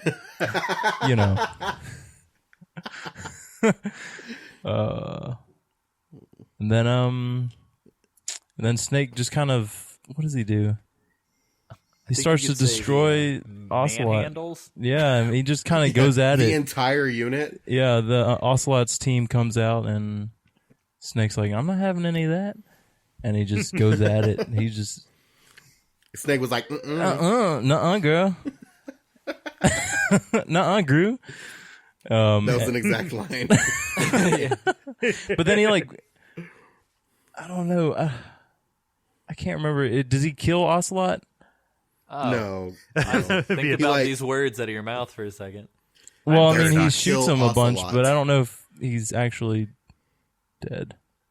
Sorry, guys. No, he's not dead. He's just asleep. Okay. Essentially, he like takes out the entire Ocelot unit and then explains to Ocelot why the technique he's trying to use with his gun is a terrible idea, which then as we know now, informs Ocelot's like technique going forward. Well, and then Snake may as well have yelled he's just like, that technique is only good with a revolver, and then the screen may as well have just highlighted it.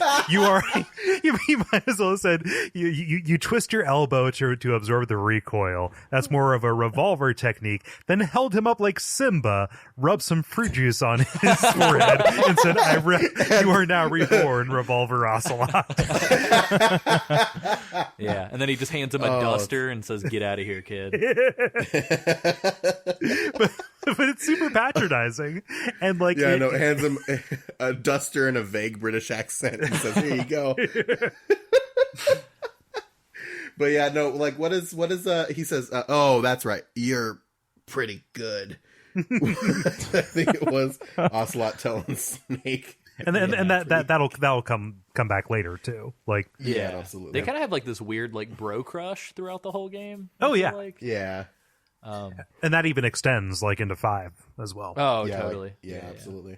I will say, as soon as you come to, I think my favorite part is that everyone's just knocked out everywhere. Yeah, it's just And, bodies everywhere. You can pull out any of the guns and shoot Ocelot in the face if you don't want to deal with him, but it will cue a time paradox. Yeah. So it'll say game over, except it'll say time paradox. Yeah. Yep. Which is fantastic. Which is pretty good. One of our listeners actually wrote in about that. It's fantastic. But yeah, so you survey the savagery that you've committed upon these poor defenseless ocelots. They were not defenseless. They had machine gun. This is one of the most feared units in the one of the 2 superpowers in the world at that point. And they're named after the cutest animals on the planet. Aww. Babu.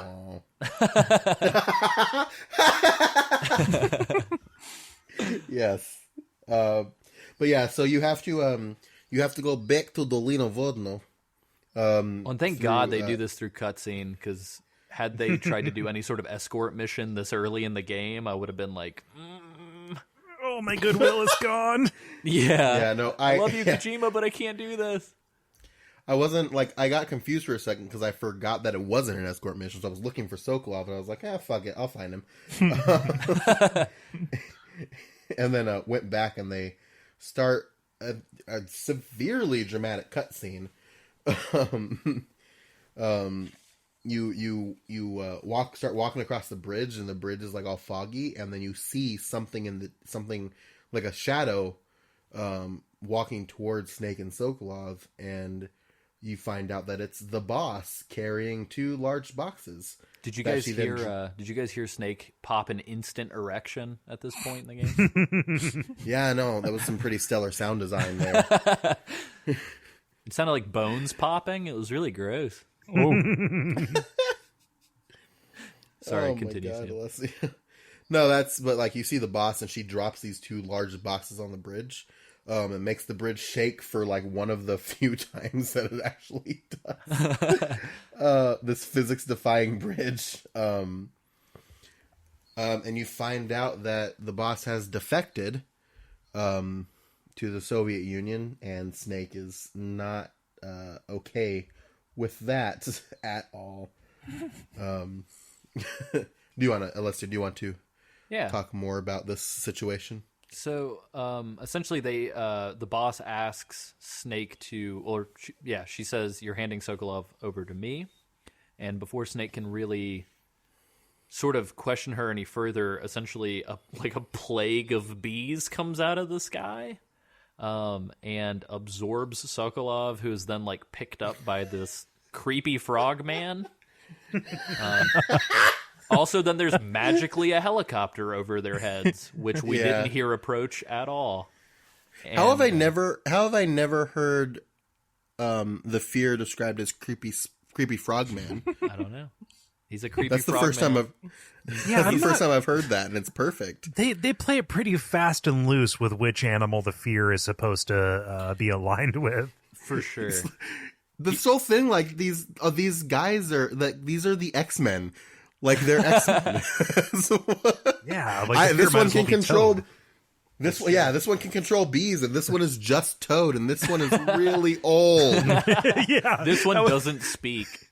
that one X-Man whose power was that he was really old. Whose eyes can like grossly pop out of his head. Yeah. Yeah, I love how he's like, "It's been a while, boss," and then it's like, and it's like, "Oh my God, Yeah. what the fuck is that?" just don't stop. Yeah, but seriously though, the magic stealth helicopter had me laughing my ass off because it was just like all of a sudden, just like, and you're like, "Whoa!" And so they just like snatch him up, and the boss is like slowly explaining her defection, and then Volgin walks up, who again, like all good X-Men, just has lightning powers for no fucking reason. Yeah. And as he walks up, he says what feels like a nonsense phrase, "Kuwabara, Kuwabara," but is actually, I forget what language it is, but it's supposedly, it's like mulberry, mulberry. And it's based on, I think, a Chinese myth that lightning never strikes a mulberry patch. Oh wow! Oh, wow. That's awesome. I was going to Yeah. research that, Dang. and I did not. So thank you, Cole.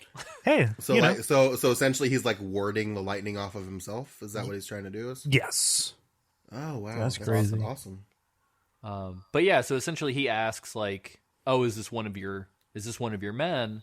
And she says, "No, he hasn't found his emotion to bring into battle yet." And so Volgin essentially says, "Well, hey, he's seen my face. We have to kill him." And he pulls these like M16 rounds out of his pocket and kind of like mimics Wolverine with bullets. Yeah. Just to further dive into the X-Men. X-Men theme. Yeah. And you can also notice, too, you see his feet from time to time. He's totally wearing a fucking X-Men outfit under that trench coat. But the boss stops him and says, "No, he's my apprentice. Like, I'll take care of him."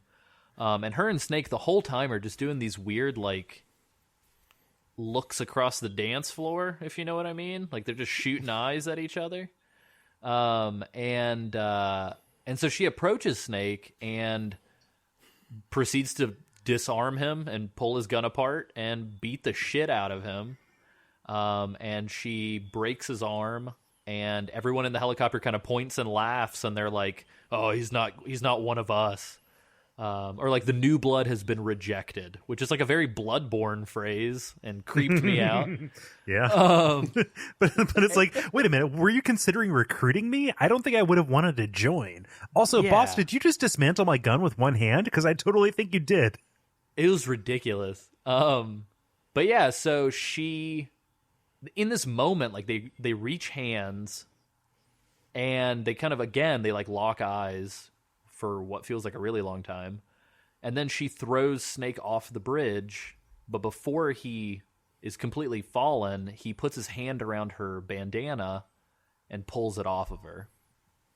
Yeah. And then Snake falls into the water. Seems like everybody kind of watches to make sure he's not going to come up for air anytime soon, and once they've unprofessionally and very poorly determined that he's dead, they all wander away.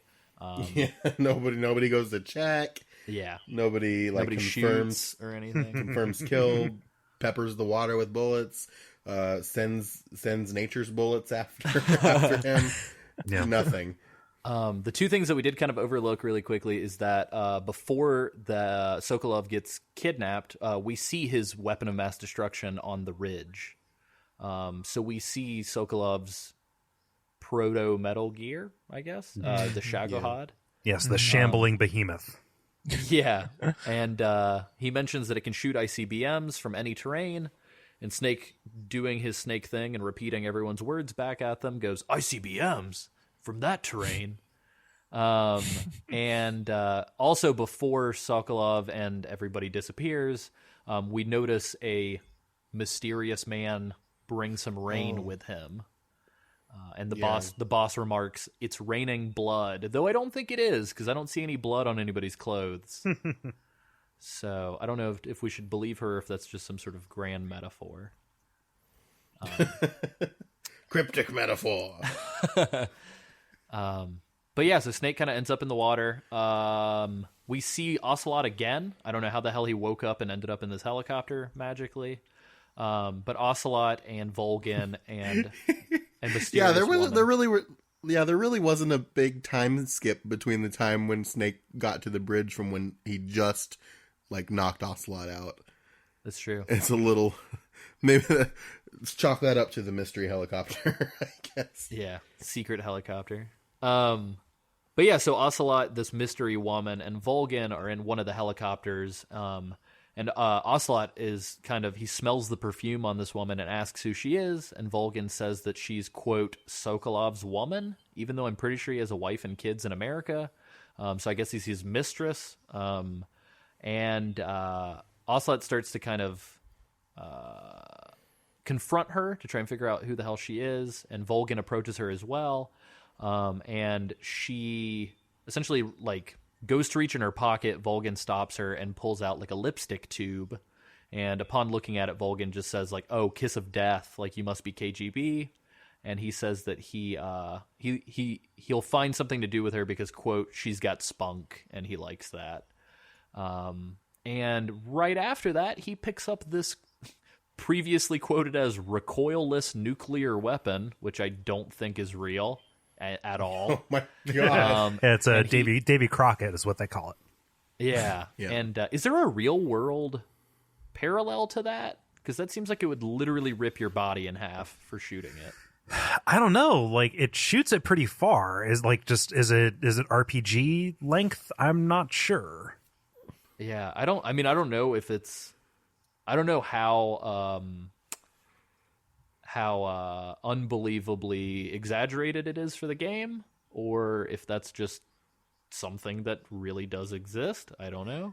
Oh, wow. The M388 Davy Crockett operational test. This was one of the smallest nuclear weapons ever built. It was developed in the late 50s for use against Soviet troops if war had broken out in Europe. Oh, wow. Yeah, you can find a YouTube video with test footage from it. Holy shit! So yeah, it was never Now, practical to deploy. Yeah, and they've got pictures of it on tripods, though I don't think that you could actually hold it as depicted in the game. You can't hold an M50, but that didn't stop Rambo. That's true. Also, Well, Volgin's a that's fucking true. dump truck. So. Yeah, we've also determined that Volgin is an X-Man, so I guess the laws of everything don't apply to him. Volgin's just Cable sans metal arm, I think. Oh man, I fucking hate Cable. oh. Agreed. I just like Cable is emblematic of the X-Men sucking in the 90s. Yeah, just super pulpy heavy metal X-Men. Yeah. But yeah, so I hope you're Volgin. ready for Deadpool 2. Yeah. Volgan arms his gift from his American defector, and Ocelot asks him what the fuck he's doing, and he says he's going to essentially torch Sokolov's research facility. And Ocelot, who actually still has like a semblance of humanity, is like, those are your countrymen, like you can't kill them. And he's like, well, it's not me, kind of implying that it's going to be blamed on the boss.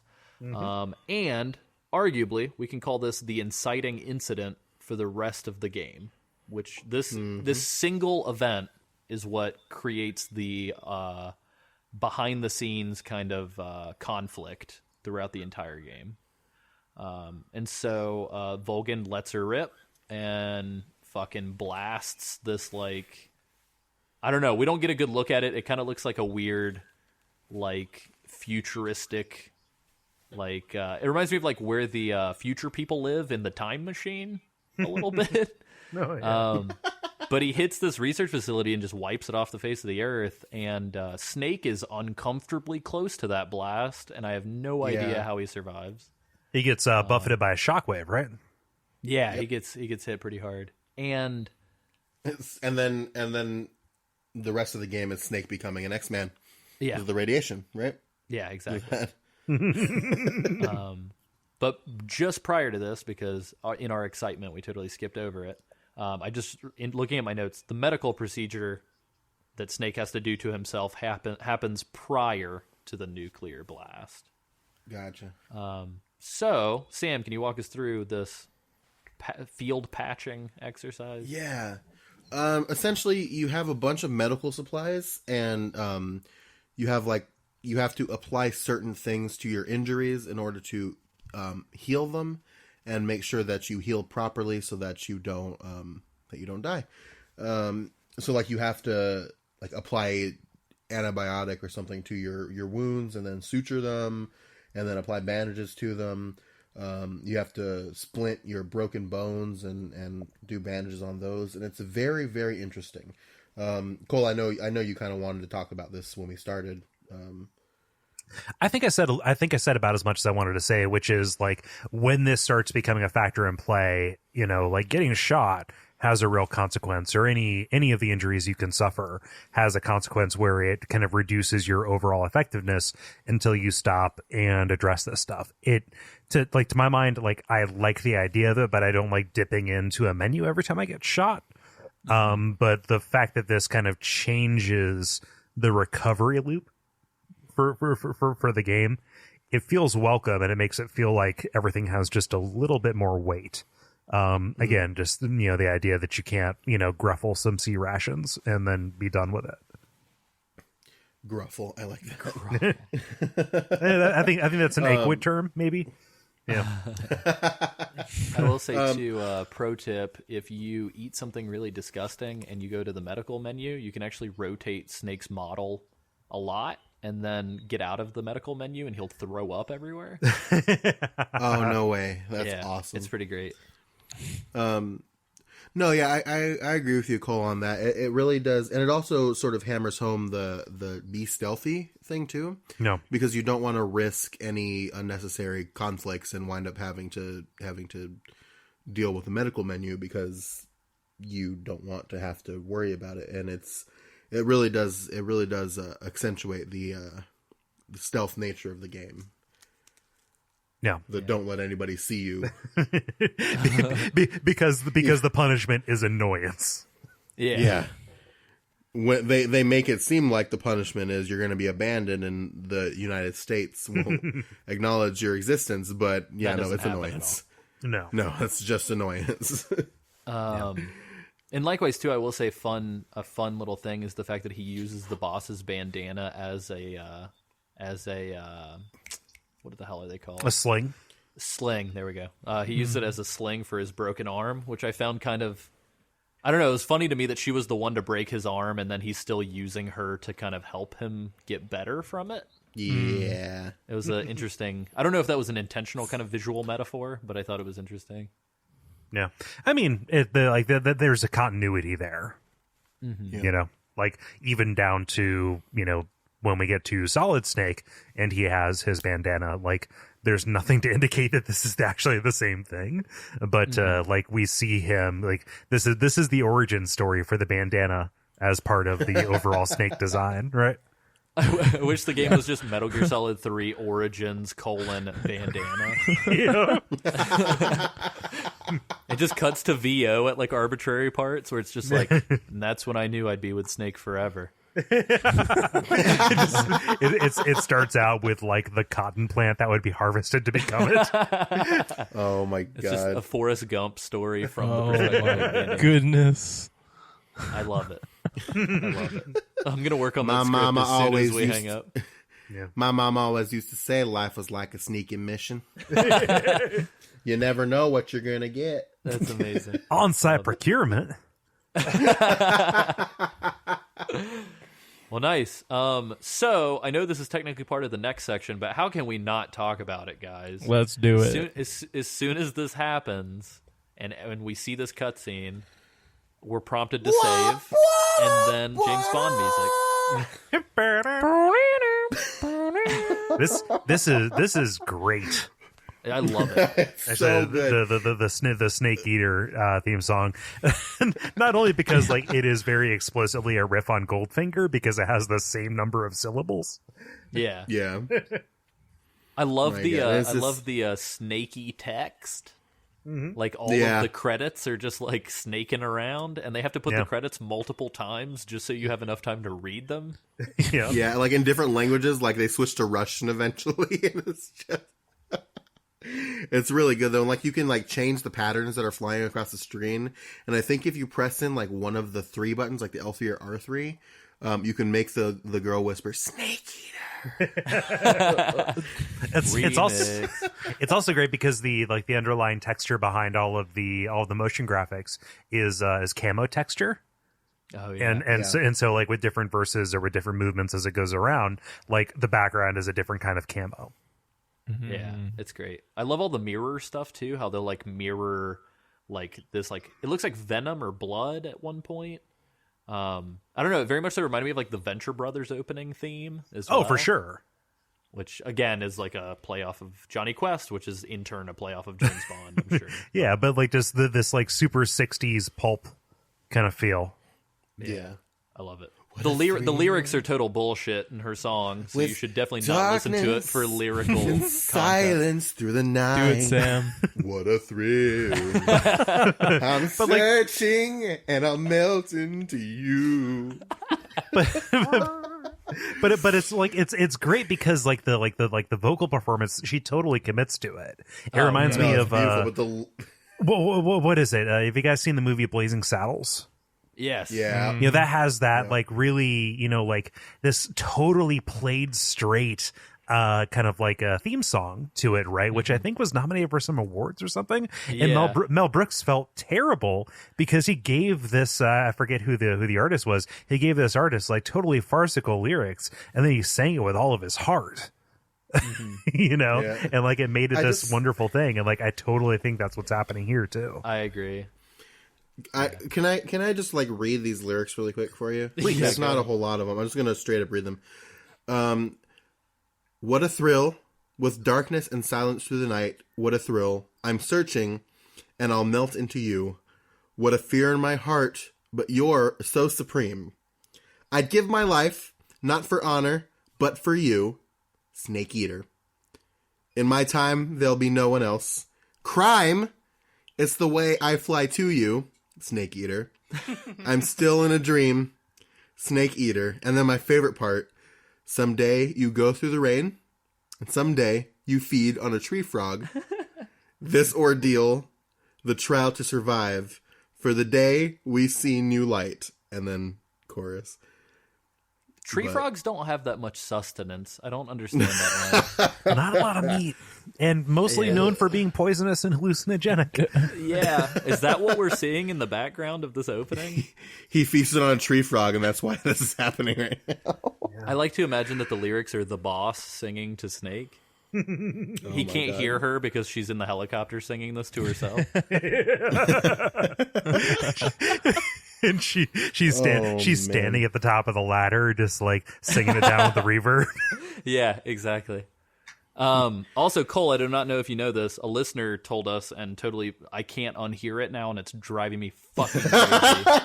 The boss is Pearl Krabs from SpongeBob. Huh. She's. Wait a minute. She is the whale girl Yep, who is inexplicitly the daughter of a crab man. Yeah. Huh. I can't unhear. Why it did now. you have to ruin the man's life, Alessio? But she's no. But it's a totally different voice. Doesn't Pearl have like kind of a Valley Girl effect? Yeah, a little bit. You should little listen bit, to them but side by side because you will hear the same inflection. Alessio, I don't know if I want to. I'm What really, have you done, man? I'm really good about selectively backing, like blanking stuff out. That's really good trivia. However, I like the character of the boss too much to do that to me and her. That's true. Yeah. Not just to you, to her as well. So yeah, I think that association is definitely your cross to bear. Damn. I want to. I was hoping I could really pay it quick. forward. I want to hear from Isaac because I feel like we've been ignoring Isaac. No, this What, is what- entertaining.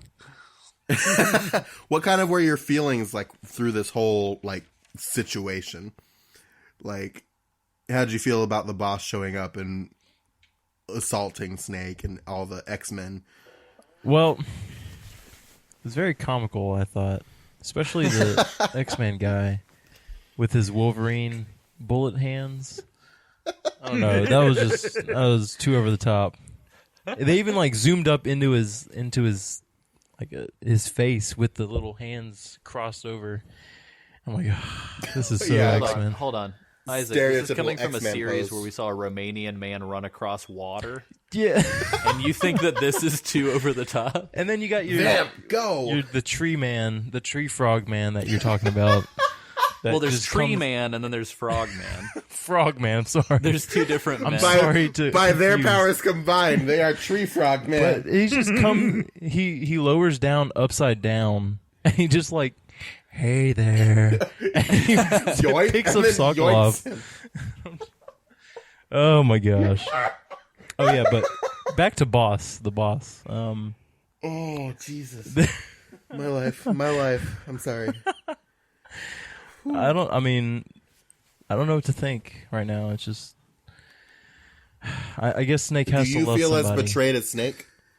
It's So Isaac, I guess my question for you was like, did this land with any kind of weight for you? Like the boss's betrayal? Like, did they sell this enough for you to kind of care about the conflict between Snake and the boss? I think they did because there was a when was it? Okay, so whenever he shoots the RPG or whatever off, and they're flying away in the helicopter, the boss turns around and finds Snake somehow, and they have like a wave going on. I don't know if you remember that part. They like reach for each other. They- And yeah, I think they- at some point she says, "Drift away, my place is with them now." Yeah. Yeah. So I totally understood that she felt conflicted, but she like had to do it for some reason. I don't know. But I felt there was this connection between them.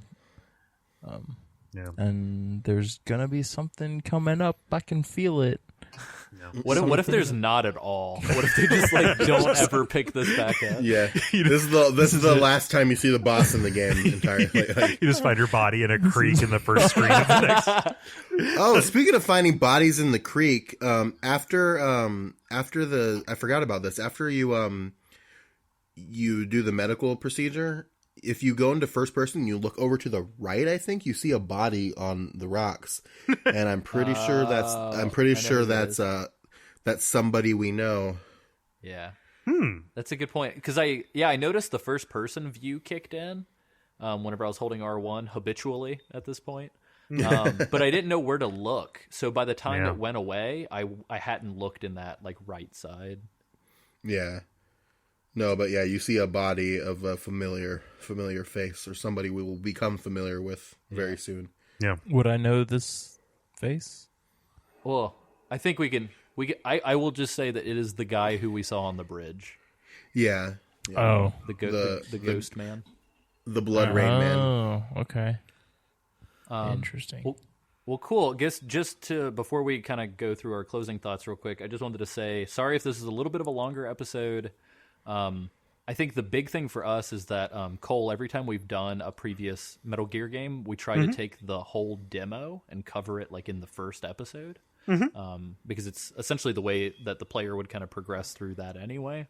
Yeah. And so I wanted to hear from you guys, not only like your closing thoughts on this part of the game, but like how does this stack up against like the legendary kind of starting areas for all of the other games so far? I don't think anything is going to be able to top the dock and helipad for me from MGS1.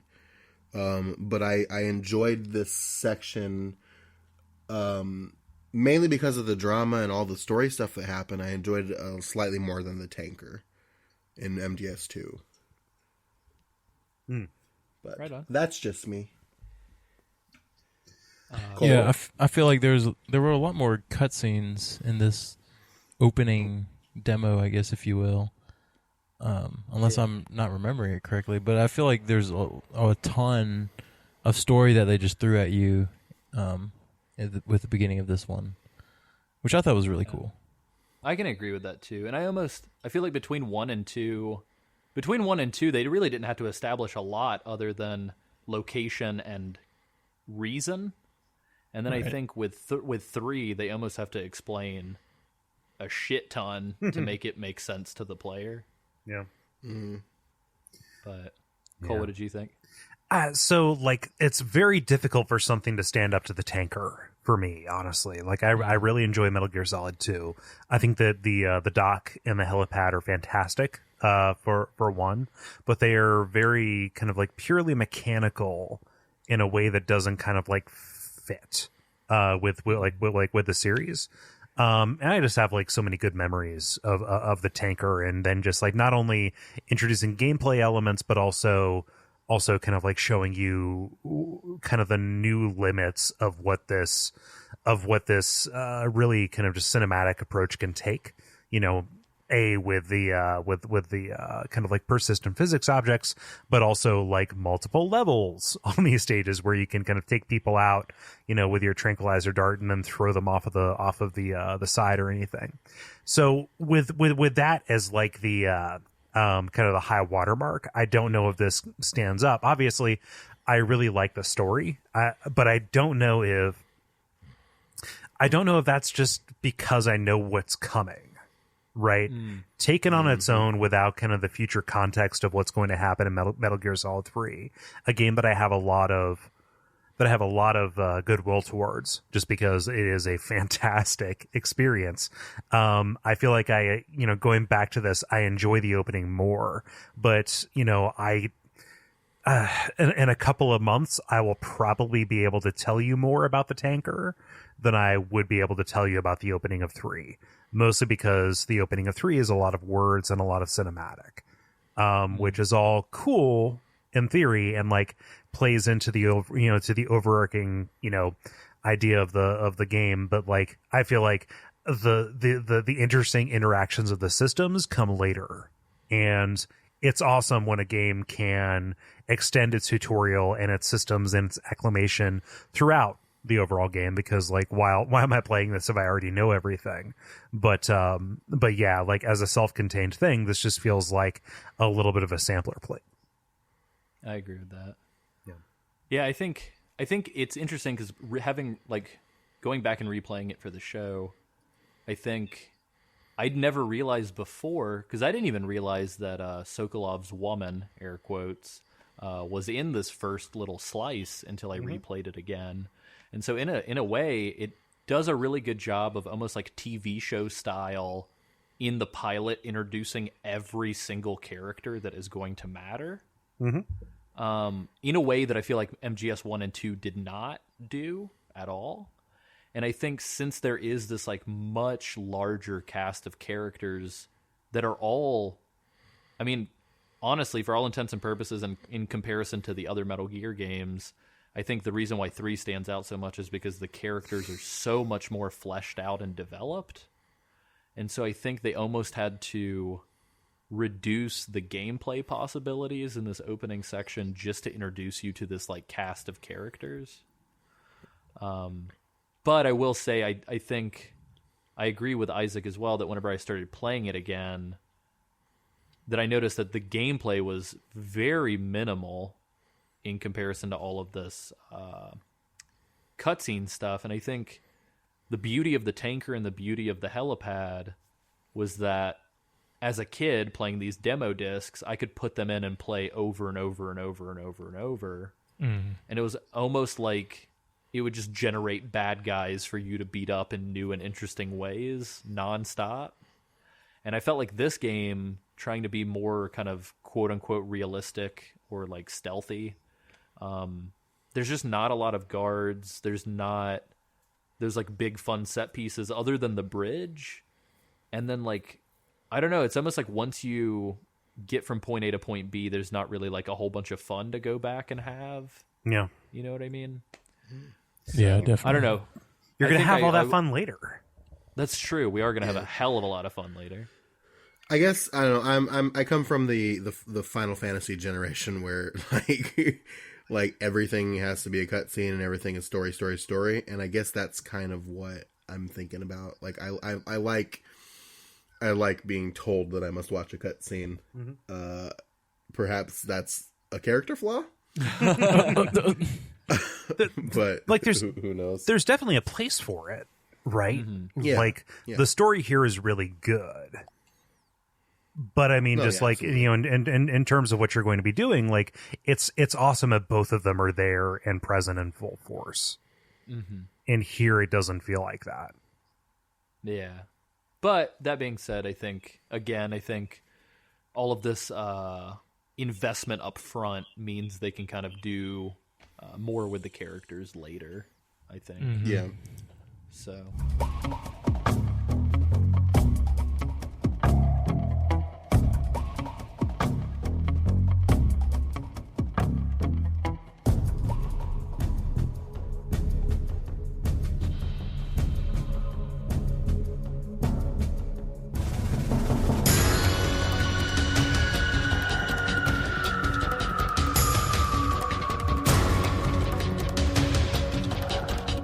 But yeah, so no, I'm super excited. It was awesome to have you on the episode, Cole. I'm super eager to continue playing through 3 because this is actually the one entry in the series I have not replayed to death like the other ones. Oh wow! Even 4? Well, I've actually not. I've only played 4 to completion once. Okay. I don't know. We'll talk about that when we get to that one. But no, it was great having you on the show, and I definitely wanted to give a shout out to all of our listeners who've been super supportive and have made it possible for us to be motivated enough to do this show every week for 6 months. Yeah. And here's to 6 more months. So Cole, I definitely want to let you plug stuff that you want people to go check out. So where can people find you? No, first, thank you for having me on. I hope that my goofballery didn't extend this episode artificially. But no, go to duckfeed.tv. That is a place where all of our shows are hosted. I really love our co-hosts in our community, and I think that it is. I'm proud of the work that we do. If you want to follow me on Twitter, I'm at Kole Ross, and I try and tweet funny stuff on occasion. It's not all just self-promotion kind of stuff. And that's Koleross. Yes, for all of thank you you. Who want to spell Cole with a C. Yeah, like Mortal Kombat Cole, not coleslaw Cole. What did TJ spell? He spelled it KOL, which was fun. Oh yeah, Cole. Kingdom of Loathing is what I saw when I saw that. Oh yeah, nice. That might date my internet habits a little bit. No, I think that's fantastic. I would love to be associated with Kingdom of Loathing. Those guys are great. I love Kingdom of Loathing. Can we just talk? Yeah. Can we do a Kingdom of Loathing podcast now and just not talk about Metal Gear anymore? But like, yeah. but like Zach, Kevin, and Riff do that already. It's like a that's thing. right. Yeah, Video Games Hot Dog, yeah. right? Yeah. Well, no, also the Kingdom of Loathing podcast. Like they're great. Oh, that's right too. Yeah. Fuck. Those guys. They've been on you guys' shows a couple times too. Yeah, they're buddies. It's super weird, but like they are friends. That's crazy. And then for those of you who have been introduced to the fold most recently, Sam and myself had the pleasure of meeting Kole and his co-host Gary from Bonfireside Chat and Watch Out for Fireballs at the Ohio Game Dev Expo last year. Was it? Was it Yeah, late like year? yeah, It was yeah, late, like fall. November. Yeah, no, it was fantastic meeting you guys, and I really appreciate you guys coming out. Yeah, and we look forward to hopefully you guys coming back to the Midwest. I mean, I know you are in the Midwest, Cole, but I mean, doing a thing like that in an official capacity. Yeah. Yeah. But yeah, so What does that even mean? I don't know. not at his home or at his job, I assume. I suppose, yeah. And those are primarily the two places I am. So, Right, gotcha. But yeah, so Sam, I will let you plug everything that we plug. Oh, there's so many things. You can go to the website at geekti.me where you can find this show and the rest of our shows. We have a show every day of the week now, which is insane. But we do it because we love it. So definitely check out the shows we have on there. You can find us on social. On Facebook, you can find the Metal Gear page at facebook.com/Metal Gear Mondays or the Geek Time page at facebook.com/GeekTimePod. Twitter at GeekTimePod. We also upload all of our shows to SoundCloud, and the link is, you guessed it, soundcloud.com/GeekTimePod. You can also, if you're really generous, feeling pretty generous, you can go to patreon.com/GeekTimePod and check that out and see some of the cool stuff we have to offer our listeners. We have a official Slack channel, and the donors, the patrons that we have currently are in there talking to us and asking questions and offering suggestions and all kinds of stuff. So $1 a month will get you in there. We've also got an Amazon affiliate link where you can go to our donate page on the site, check that out, and buy things on Amazon. And without spending any extra money, you help support us, which is pretty awesome. yeah. And then we also have t-shirts now. If you want a Matt Campbell t-shirt, you can definitely, that's a real product that you can buy. Go to geektime.spreadshirt.com. We have that design. We have, our It's Just a Box design in there for the show. We also have a couple other ones, and we would like to make more designs here soon. So definitely check that out. Yeah. I'll cut in. Sorry to interrupt, but as a fellow podcast content creator, go and do all of that stuff, because that kind of support, whatever you can manage, whatever you can do, it honestly changes the lives of the people that kind of make stuff that you listen to. So, however big or small that is, know that, like I can tell you from my own personal experience, it is certainly appreciated. So go Absolutely. do all of that. Go back and listen to Absolutely. it, write everything down, and then do it if you can. Make it your mission statement. That's awesome to have that response, because the entire time Sam was plugging, I had this very surreal and self-aware moment where it would be like, say I listened to U2 all the time, and then I was like, hey, Bono, you should come over. And then Bono's at my house, and then while we're talking casually, my wife and my 3 cats are doing a cover of a U2 song in the background. That's kind of what that felt like. No. I was my God. Cole, come to the podcast and listen to everything that I hear you fucking say to me every day. No. Oh, no. My God. I hope I come across as more gracious than that. No, it's genuinely all of that. No, especially if somebody hears it over and over again, they can lose sense of how special it is. But, it's really, pay attention to it and go and support these guys, because they make something real cool. Thanks, Cole. No, I was just being facetious. One final thing too. We go on iTunes as well. That's another way you can help us. Leave reviews and stars. Whether it's 5 stars or 1 star, the feedback that we get is invaluable to helping us improve and make the show better for everybody. So definitely check that out as well. And tell a friend if you don't like to use iTunes. Yeah, tell a friend to do it. Get your friends involved in the pyramid scheme. So next time we are going to be tackling, Well, next time technically is a side op, and you're going to be listening to your own responses read back to you. But after that, you are going to be hearing us talk about the beginnings of Operation Snake Eater. So it's super exciting, and we will be sure to tell you guys more about that in the Slack and on Facebook. So check us out. Sam, my brain has rotted on me for a second. Who the hell is our guest for that episode? It's not Zach, is it? No, it is TJ. Sorry, I was trying It to is? give you the Oh, alley-oop yeah, it for is. the exciting announcement. No, did your brain actually melt? No, it is TJ. Or you okay? I was trying to trick you. Because you did. Congratulations. Mission We're accomplished. not friends anymore. Ah, shit. But yeah, This podcast is over. Longtime listener, longtime responder, friend of the show, TJ, is going to be on the show. And we're excited.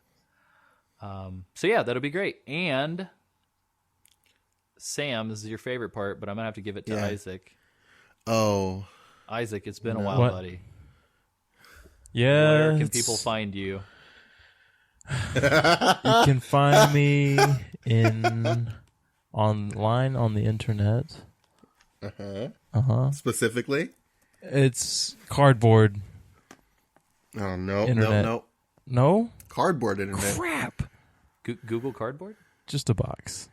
No, Isaac. No, Isaac, no. We're not done yet.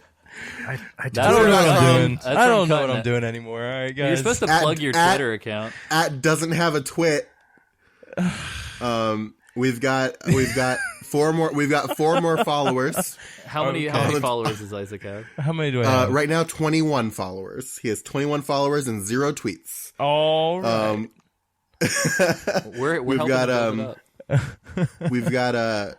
We've got Troy Colton, who is linked to us in mysterious ways we won't go into. Also, I've got Mike Hazelberg.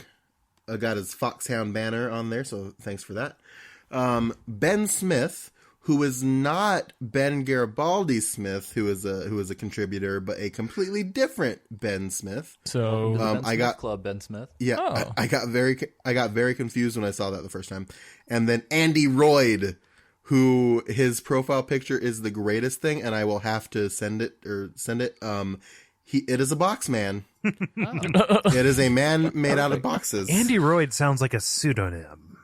Yeah, that's a porn name. Oh Jesus! Call me Andy Royd. He's the cyberpunk porn star. Alessio, these are my followers. My God. You're talking about here. Sorry. Yeah, so Cole, through the process of the show, Isaac did not have a Twitter account, and we forced him to get one. And so it doesn't have a twit, and he never uses it. And we're placing bets to see how many followers he has to take or get before he makes his first tweet. I gotcha. Okay. So, yeah, awesome. So, Sam, where can people find you? You can find me on Twitter at SamWrightDPS. If you want to get a hold of me for like a website thing or a Metal Gear Mondays thing, you can email me at admin@geekti.me or samw@geekti.me. And I am Alessio Summerfield, and I am at AC Summerfield on Twitter, and I'm Alessio, ALESSIO, at geekti.me. And yeah, so that's been our show. Sam, what should they not Hi. forget, buddy? Well, there's a lot of things in this world that people should not forget. But they should not forget that roses are red, that true love is rare, and booty, booty, booty, booty rocking everywhere.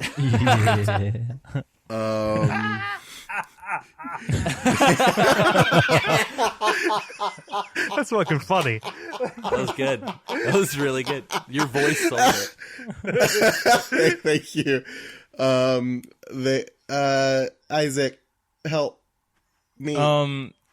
You should really get a really good mattress, because people don't think about this, but you're on your bed a third of your life, so change it out every 8 to 10 years. What do you put under an old shitty mattress though? Could be a lot of things. Alessio, what do you got under yours? A box spring. Spring, Just a it's box just a spring? box. Yeah. Just a box. Bum, bum, da, da, da, da, da, da, da.